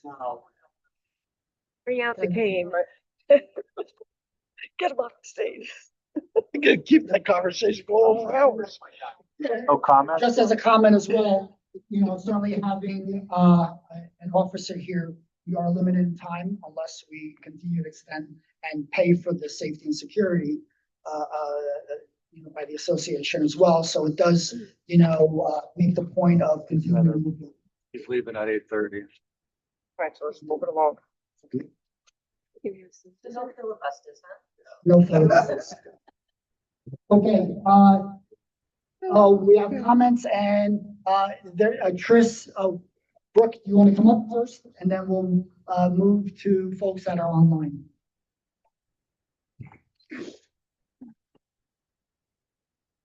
Good evening, Brooke Barrett, 2814.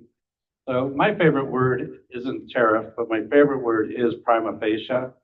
And I would almost say that this meeting in itself is prima facie of why you should put this, again, you should table this thing. Because quite frankly, as I recall reading it, and I got exposed to this document maybe 28 hours ago, it actually specifically addressed this issue of yielding time. And there's a whole lot in there more than Mark summarized. And I really think that the whole community, as other people have said before, should be allowed to gestate on this. I also think I would just observe that, Joe went to almost speak 3 times. Kathy spoke twice on the same issue. So we clearly have people who felt that the practice in the past allowed this, and this just, I'm not saying we shouldn't make the change, but I think you should give people time to really look at the whole document, digest it. So I really would suggest tabling it. Secondly, I have direct experience with the prior version of this because Donna Berger wrote it up, the board reviewed it, people didn't like some of the details, and I believe it was crumpled and thrown in a trash can at the meeting until I was able to get it like 18 months later. But what's interesting is Donna Berger said that at the one that she thought it had passed, it hadn't passed, but as I understand it, Donna wrote me and said that the meeting minute rule outlined videotaping. So she said, therefore, because the meeting minute rule said videotaping was permitted at a board meeting and committee meeting, that therefore that rule meant that video recording wasn't allowed anywhere in the public spaces. And again, maybe it's a good idea to have a rule limiting videotaping anywhere in the public spaces. But again, I really think we should workshop the issue. And again, this is our current attorney. We got rid of Donna Berger. Then she was hiatus. We brought her back again. And so this is her written email opinion that this meeting minute videotaping provision goes way beyond meeting minutes to prevent videotaping period of whether, as I say, I'm not sure whether it's a birthday party prohibits, but again, I think we should workshop these issues when we have an attorney that has this very broad authority in the board interest. Thank you. We'll take some hands from Zoom. Trish Pizio. You could unmute yourself. Yep. Can you hear me? Yes. Hi, Trish Perzio, 1410. I just had a clarification question. When you were reading the document, you had said about people in the audience there in person, standing up, they don't have to come to the microphone anymore. They can ask a question from their seat. Is that correct? Yes, that is correct. So then how are we supposed to hear on Zoom what they're We asking? would pass the mic around. You would pass the mic around. Okay, thank you. And anybody else online before I, okay, please. There was no other man. Oh, I did. Steve. Yep.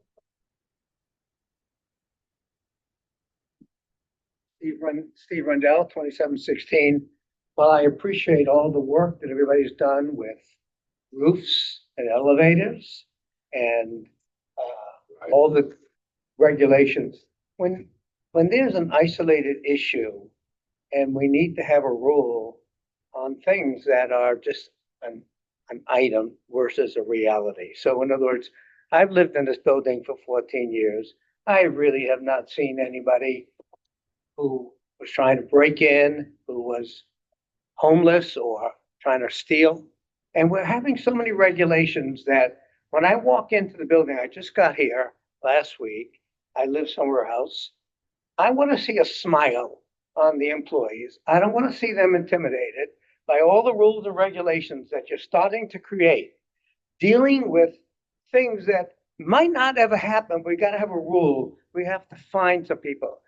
I think that I'm the customer here and that the board should represent some of my feelings. Thank you. Thanks, Steve.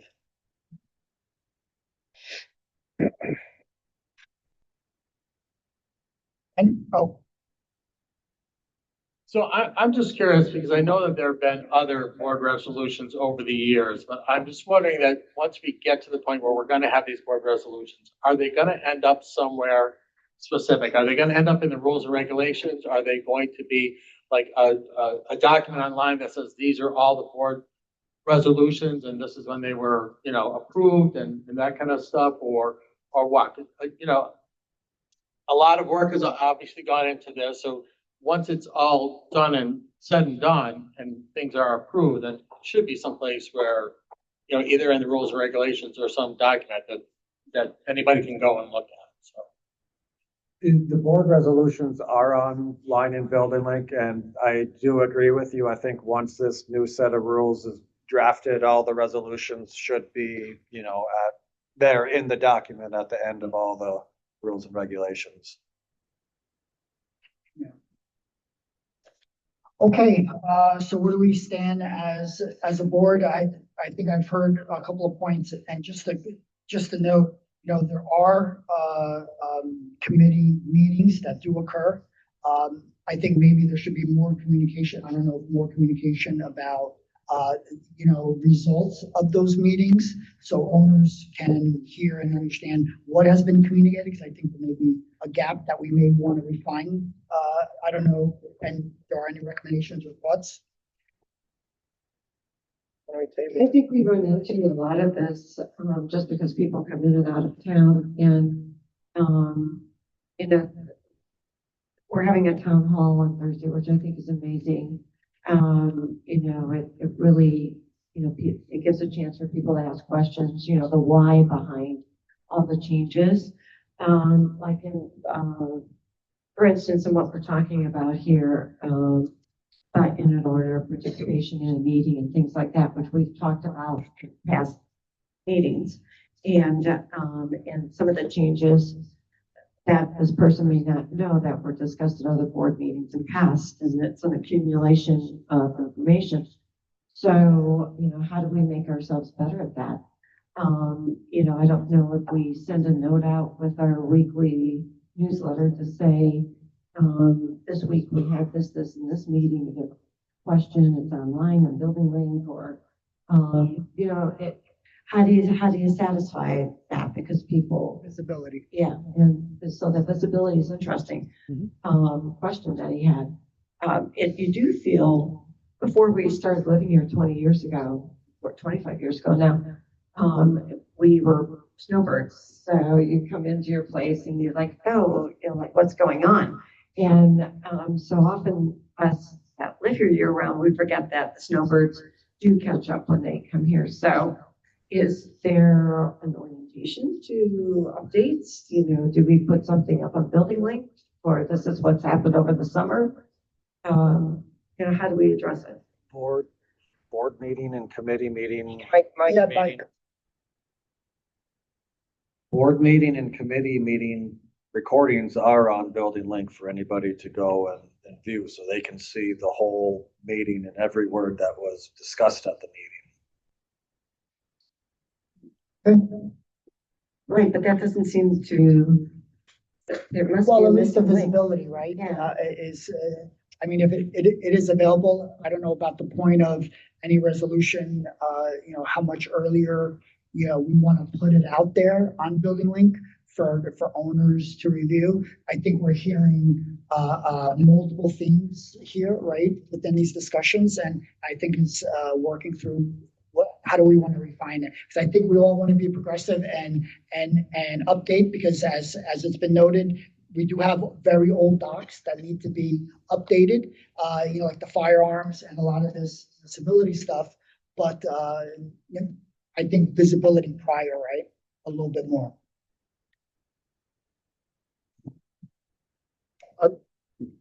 I look at it this way, everything is posted as far as committee meetings, you're able to go by Zoom. You as an owner, and I'm only a part-time resident here myself, but I make it my point to stay involved in everything that's going on. Sometimes people leave and they go north or they go south or whatever, which way they go to home. And they're only here when they're living here. It's part of your responsibility as an owner to keep up what's going on in the building on a daily basis. It's your piece of property just as everybody else's.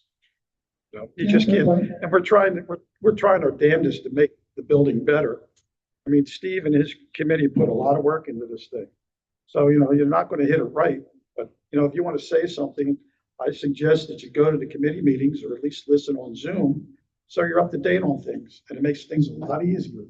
The point to that, to what you said, is that, they're just not running rogue on what they're doing. They've gotten a lot of guidance from the board, when it came to passing motions and owners.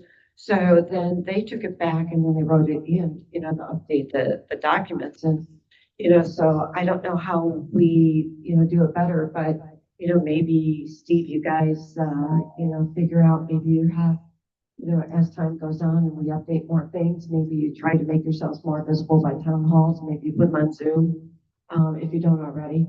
And, and just try to get the word out a little bit better so that they stay more informed and with the why behind. I think it's the why.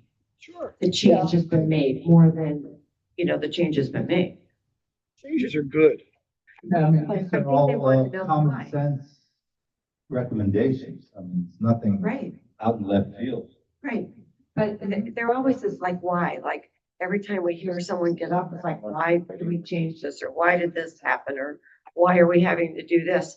And it's always, maybe we're just not, satisfying the why. It's like a little child, coming and saying, why, and asking, right?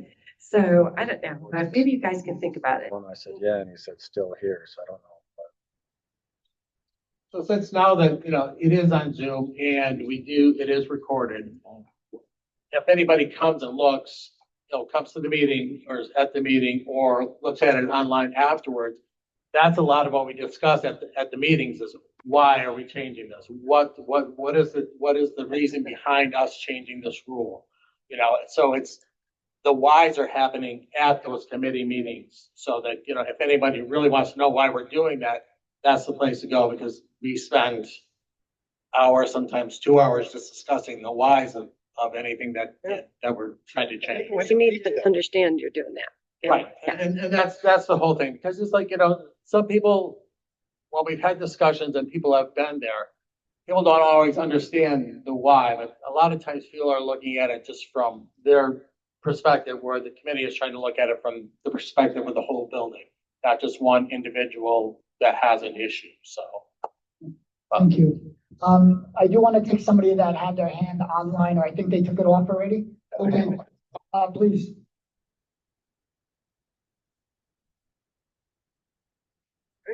Hi, Chris.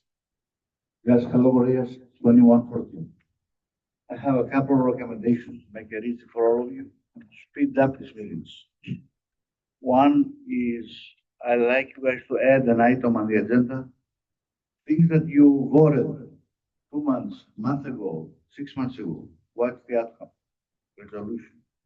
So we want to know what happened. Right, you voted for a few things tonight. We never hear the updates, those things until a month later.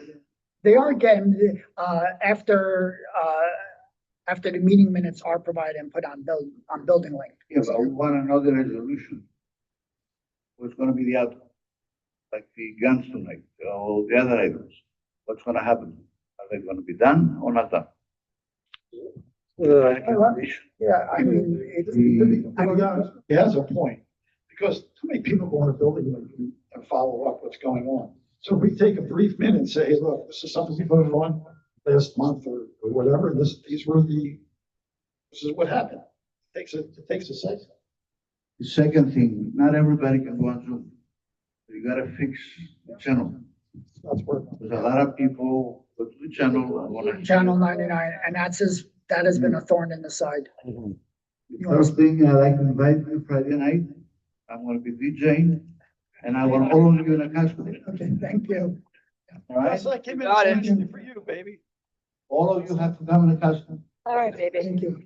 So I was just gonna say to your point, I mean, minutes are online after they've been approved, but also, I mean, the adoption of board resolutions, the board passed the authorizing of video doorbells, so I mean, it was passed. There's not much more to explain after that the resolution was passed. So I don't know, I was a little confused by that. Okay. Like, you go on Building Link, right? And you have the original condo docs, bylaws, all that kind of stuff and everything. And then you got all different resolutions, and it kind of seems like everything is all over the place. Does that make any sense? You know what I mean? It's all over the place.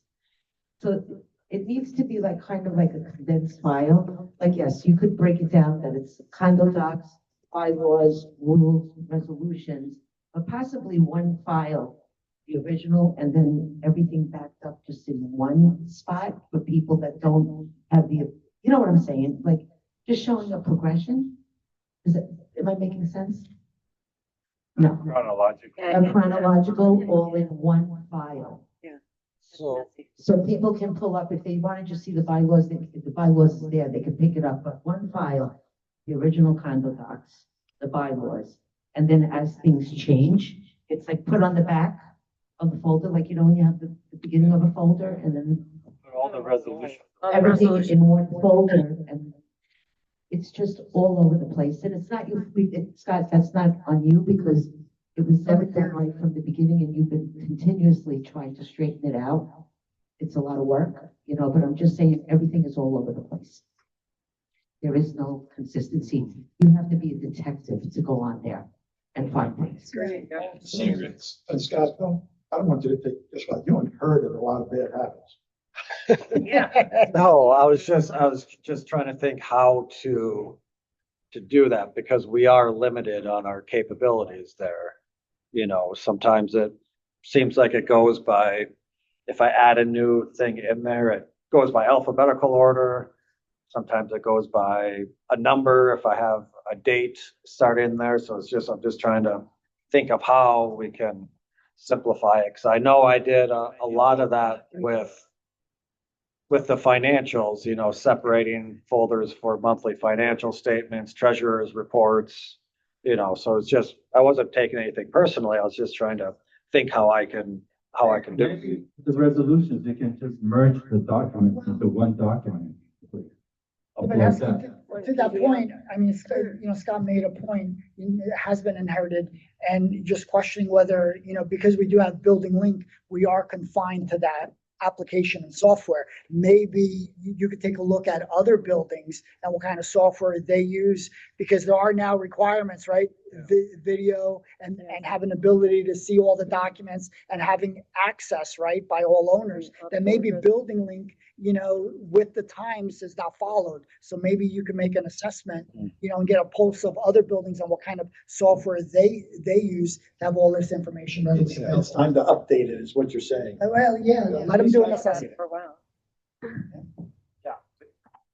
David, 2305, Building a Link is definitely amazing. But something like this, every project, every company would have something like this where it shows start date, end date, the name of the project, plain chart. Once something is gone, it's gone. It's just one document. It's very easy to set up.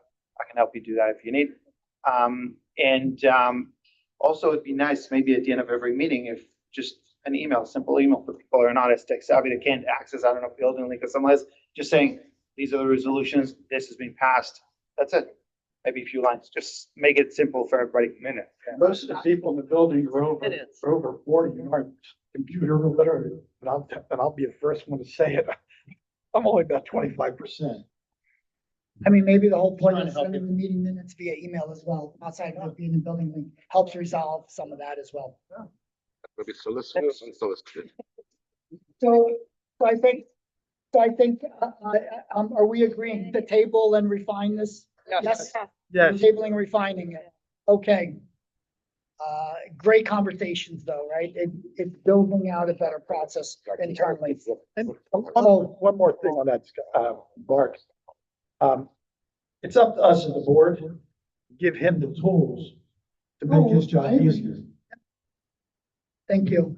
Okay, so we've had some prior discussions as well, which these were amendments to our governing docs, updated by Donna Berger, that these are drafts that if approved would go out to owner vote.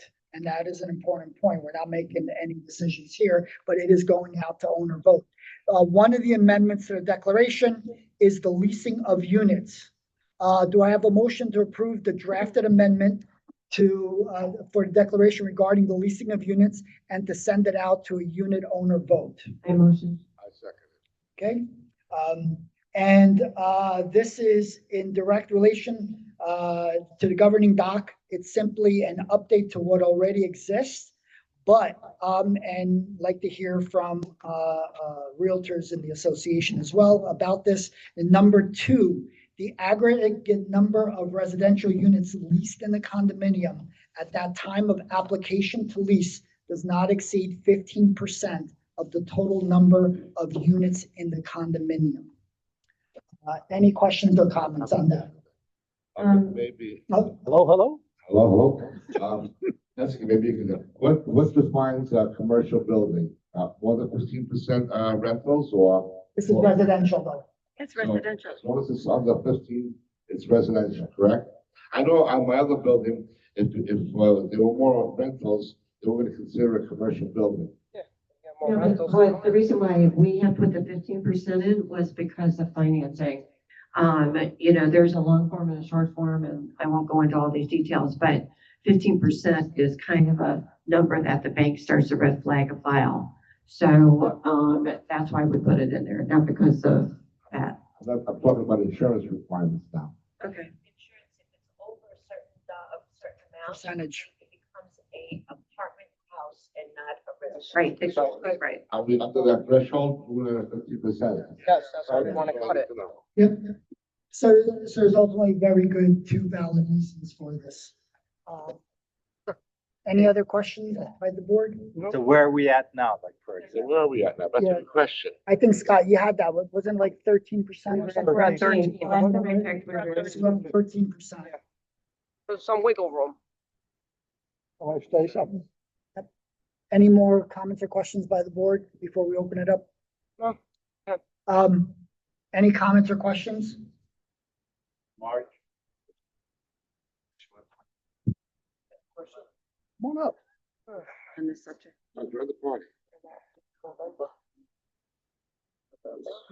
Joseph on 16, just a quick question. If I just bought a unit, right, okay, or somebody bought a unit. These resolutions haven't passed yet, et cetera. I do have the right to rent my unit, correct? Yes.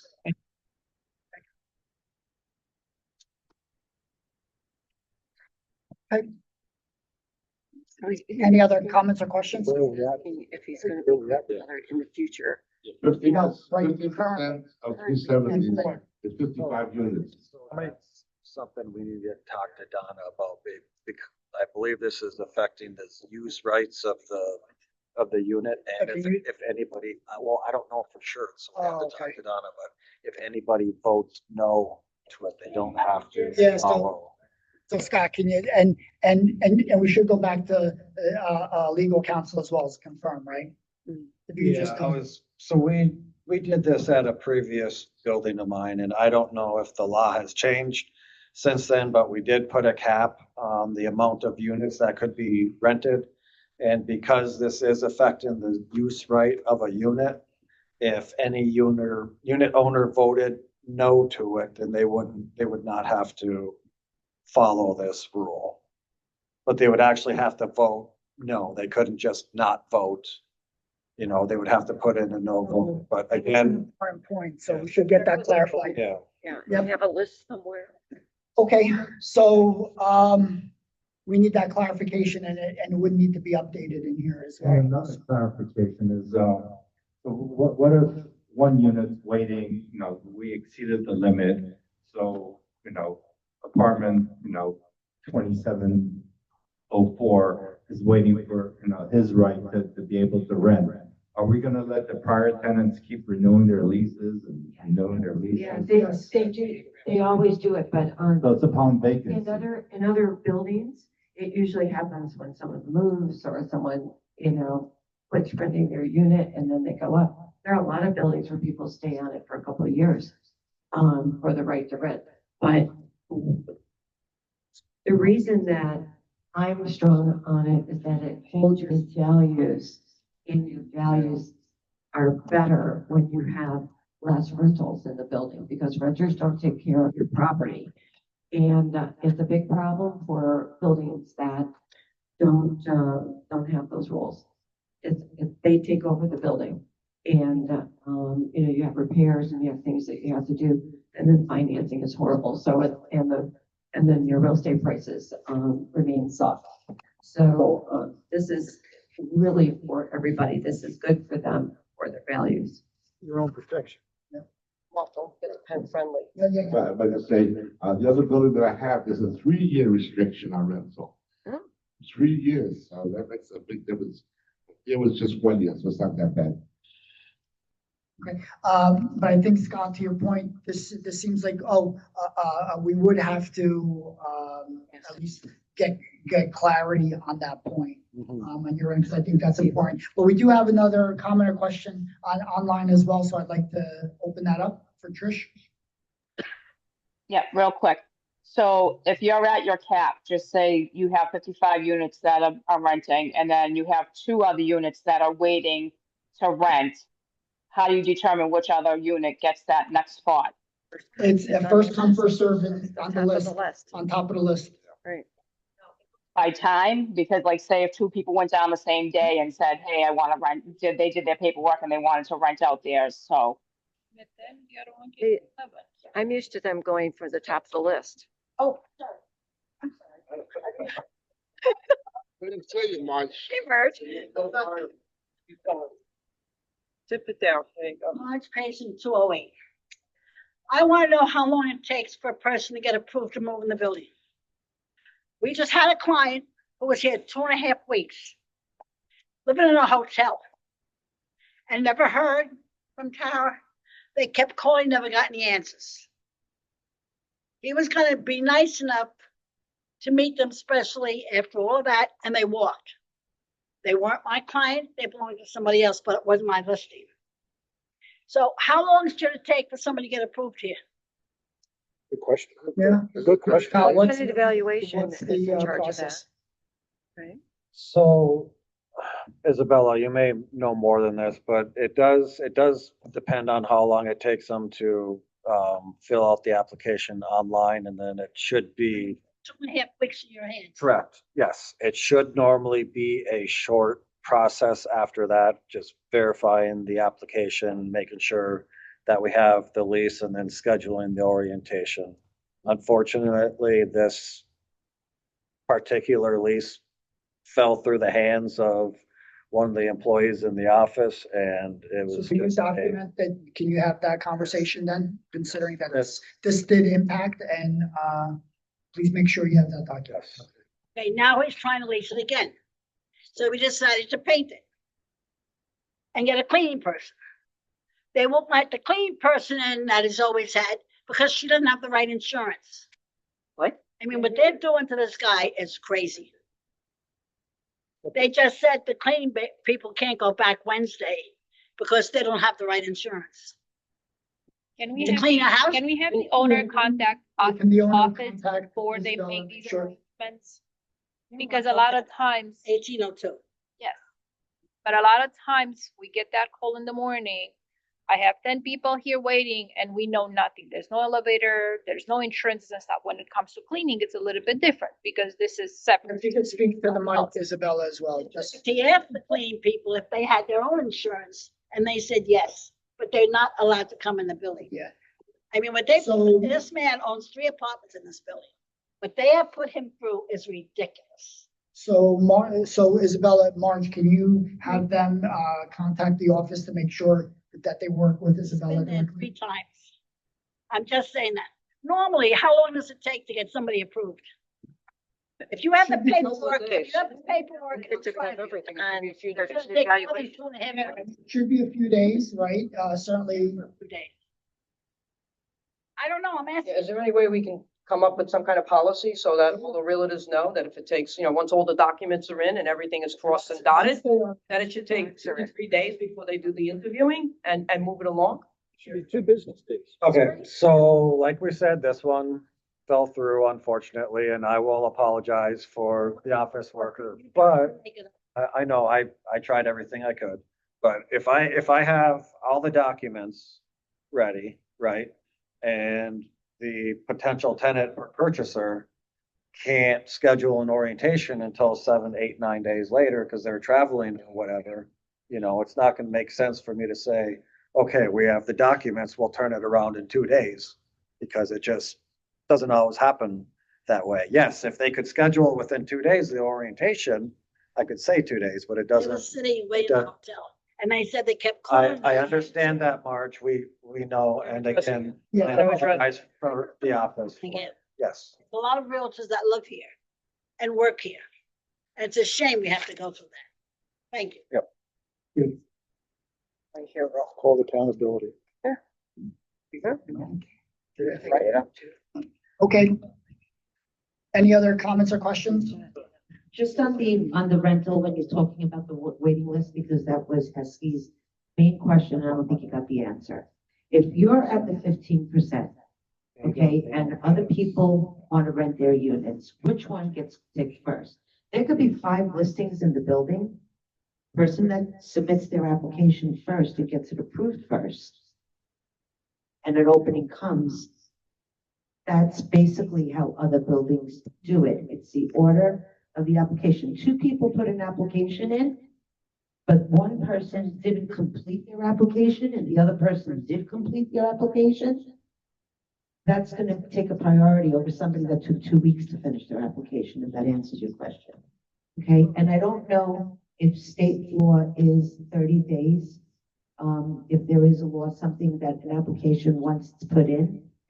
Years ago, it used to be that if you put an application in and it's complete, according to your bylaws and everything, some things is 30 days. Some, Donna Berger at this meeting in this building said that you should put it in your docs for 45 days, not to put pressure on yourself. And if you get it done before that, but then again, we have nothing in our rules. So. Okay, so with this also to refinement, I think Scott, you're gonna reach out to, Donna Berger. Well, I mean, that's not gonna affect, You don't think it needs to be added to the declaration here? no, because it's not affecting the 15%. I mean, whether or not that's still law or not, you still want to approve an amendment saying 15%. Okay, All right. all right, those in favor of, let me make sure, the amendment to, declaration regarding the leasing of units and to send it out to a unit owner vote. Those in favor? Aye. So this will go to unit owner vote. Okay, that's motion to approve the draft amendment, very similar to the leasing of units, to the declaration regarding the pet policy and to send it out to a unit owner vote. This is noting that per the prior meeting as well, based on recommendation by the document rules as well as owners, becoming a AKA pet-friendly building, provided that no more than one dog not weighing in excess of 25 pounds may be kept in an apartment. So as long as the dog is not allowed to create a nuisance or disturb other residents in detail. Any questions or comments? Yeah, I have a question. What's the amount of votes that we need to approve this? 186 votes? Yeah, plus one. Plus one? Yep. I think that's pretty straightforward. I think it goes out to owners. I don't know if there's any questions or comments from the board before we open it up. This is an addition, it's not changing like the ESA. That's correct. This is in addition, becoming a pet-friendly building, very similar to other buildings, and letting this go out to owners vote. Are there any questions or comments? No, I only have one question. I have nothing against pets. I have pets myself. If you're bringing your dog down in the elevator or whatever, please carry paper towels. If your dog has an accident in the elevator, please clean it up. It's like taking a doggy bag with you when your dog goes to the bathroom. Have a little consideration so that people aren't walking into the urine or the. And let's face it, they get excited, they see people, and they just relieve themselves. And that's understandable. Just clean up for yourself, that's all. That's why we asked them to take a minute out on the service elevator rather than the passenger elevator. The other building I have is pet friendly, and they have handy wipes in all the elevators. Well, maybe that's what we need to do. Think outside the box. Okay. Any questions or comments? The point is going to be, we would vote on sending this off to the. Sending it out, right? Okay. I make a move. Steve, 602. So there was discussion last month in regards to prohibited pets as well. Is that going to be in the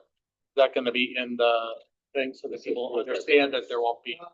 No, it just notes from a dog perspective, including by way of example without limitation, proof of vaccination and payment of a pet security deposit, and the amount not to exceed 500.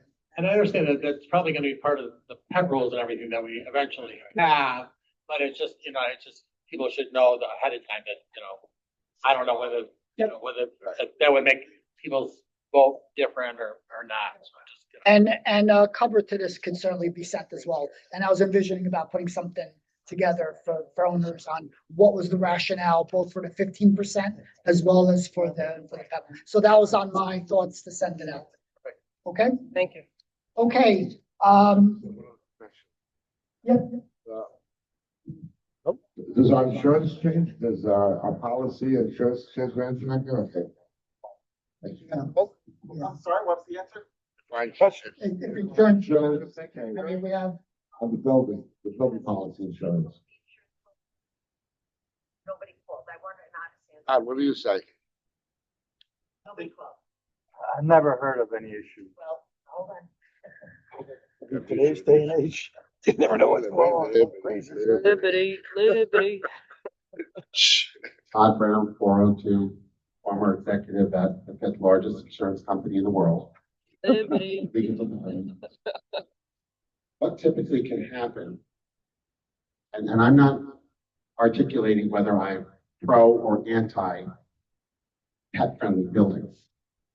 What typically can happen is some insurance companies will add an addendum or a rider to charge additional fees for pet-friendly buildings. Some insurance companies will. You need to speak to your broker to find that out. Yep. Here's where the real rub gets you.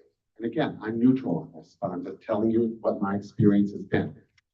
Buildings that are pet-friendly typically have more lawsuits, more litigation, and then your risk goes up.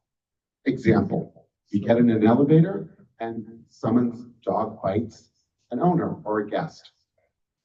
The person who's been bit sues the association, even though it's not the association's fault.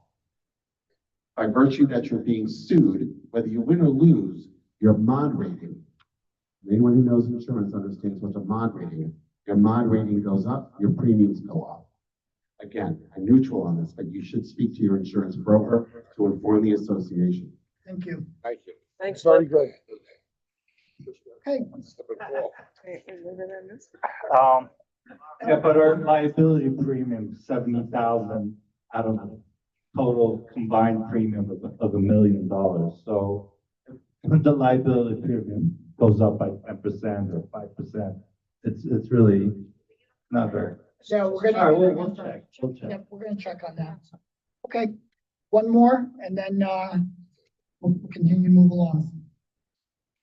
Another recommendation I have, if it becomes a pet-friendly building, I recommend everybody use garage freight elevator. Yeah, it's in that. Is that in the apartment? You see pets all over the place now. Some are small, some are big. So everybody needs to stop saying pet friendly, because it's not pet friendly.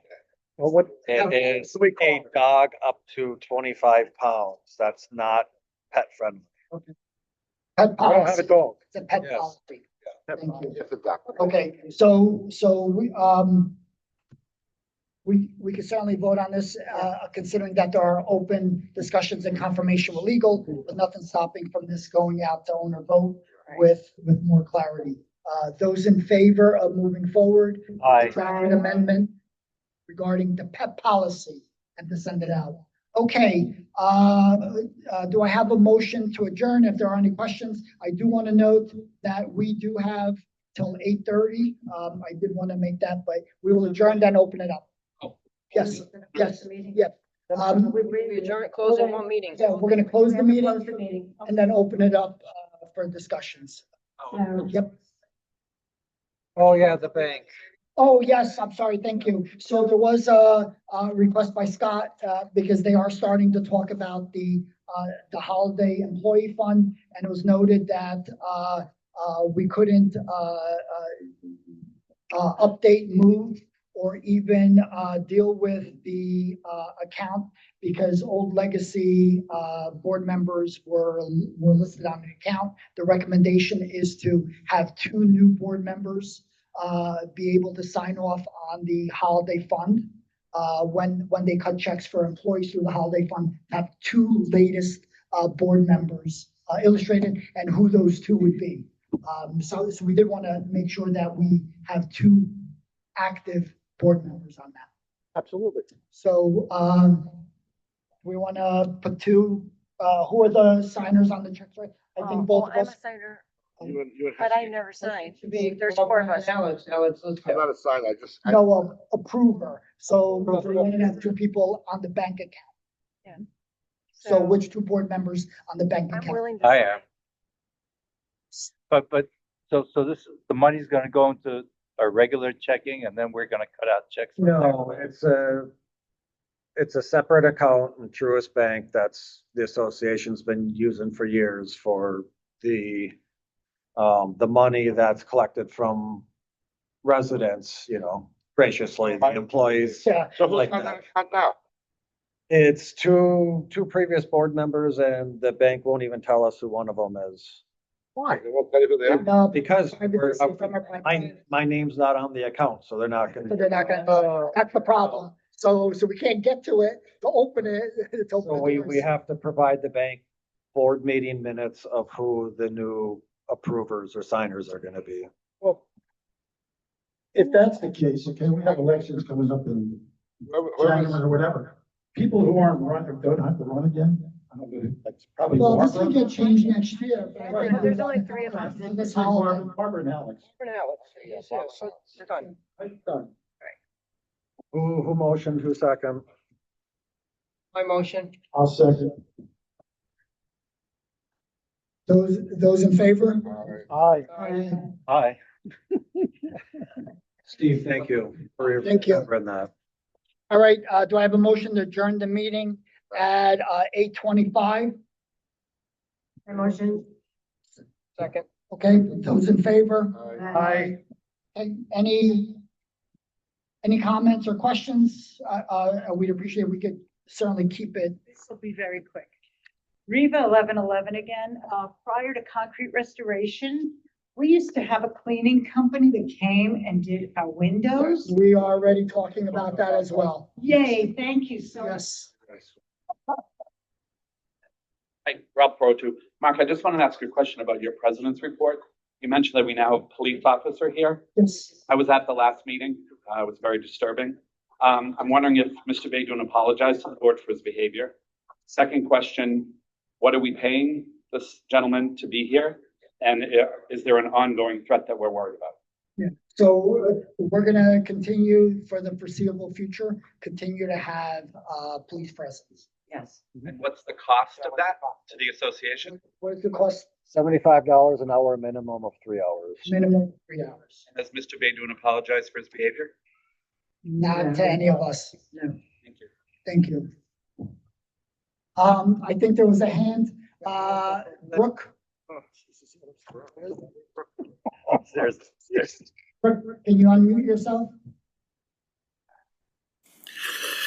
Good evening. I too felt like I needed to thank the law enforcement community, like in the Blues Brothers movie, and I was wondering how much it's costing us. And I don't think it's a good use of our money, quite frankly. I mean, I have a lot of respect for the police officers, but I just don't think it's a needed expense. And since you asked people to be brief, I'll leave it there. Thank you. Trish? Hi, I was actually gonna ask the same question about the police officer there. Is there any way that, like, in the future, if anything, because I was on that meeting on Zoom and obviously I got cut off, so I don't know what the end result was, what happened that night. However, is there any way that we can get notification, an email, giving us an outline of if something like that happens again? Because from what I saw, just that little portion of what I saw, it looks like it got pretty heated. So that's one thing. And the other question I have is the storm windows and stuff. Any update on that with the unit owners or what's going on with the hurricane windows? And I didn't hear anything about that. Yeah, was Donna did we have that on Donna's radar moving forward? Got to walk through tomorrow. Yeah, the amendment is drafted. I'm doing a walkthrough tomorrow to notate the units that still have original windows.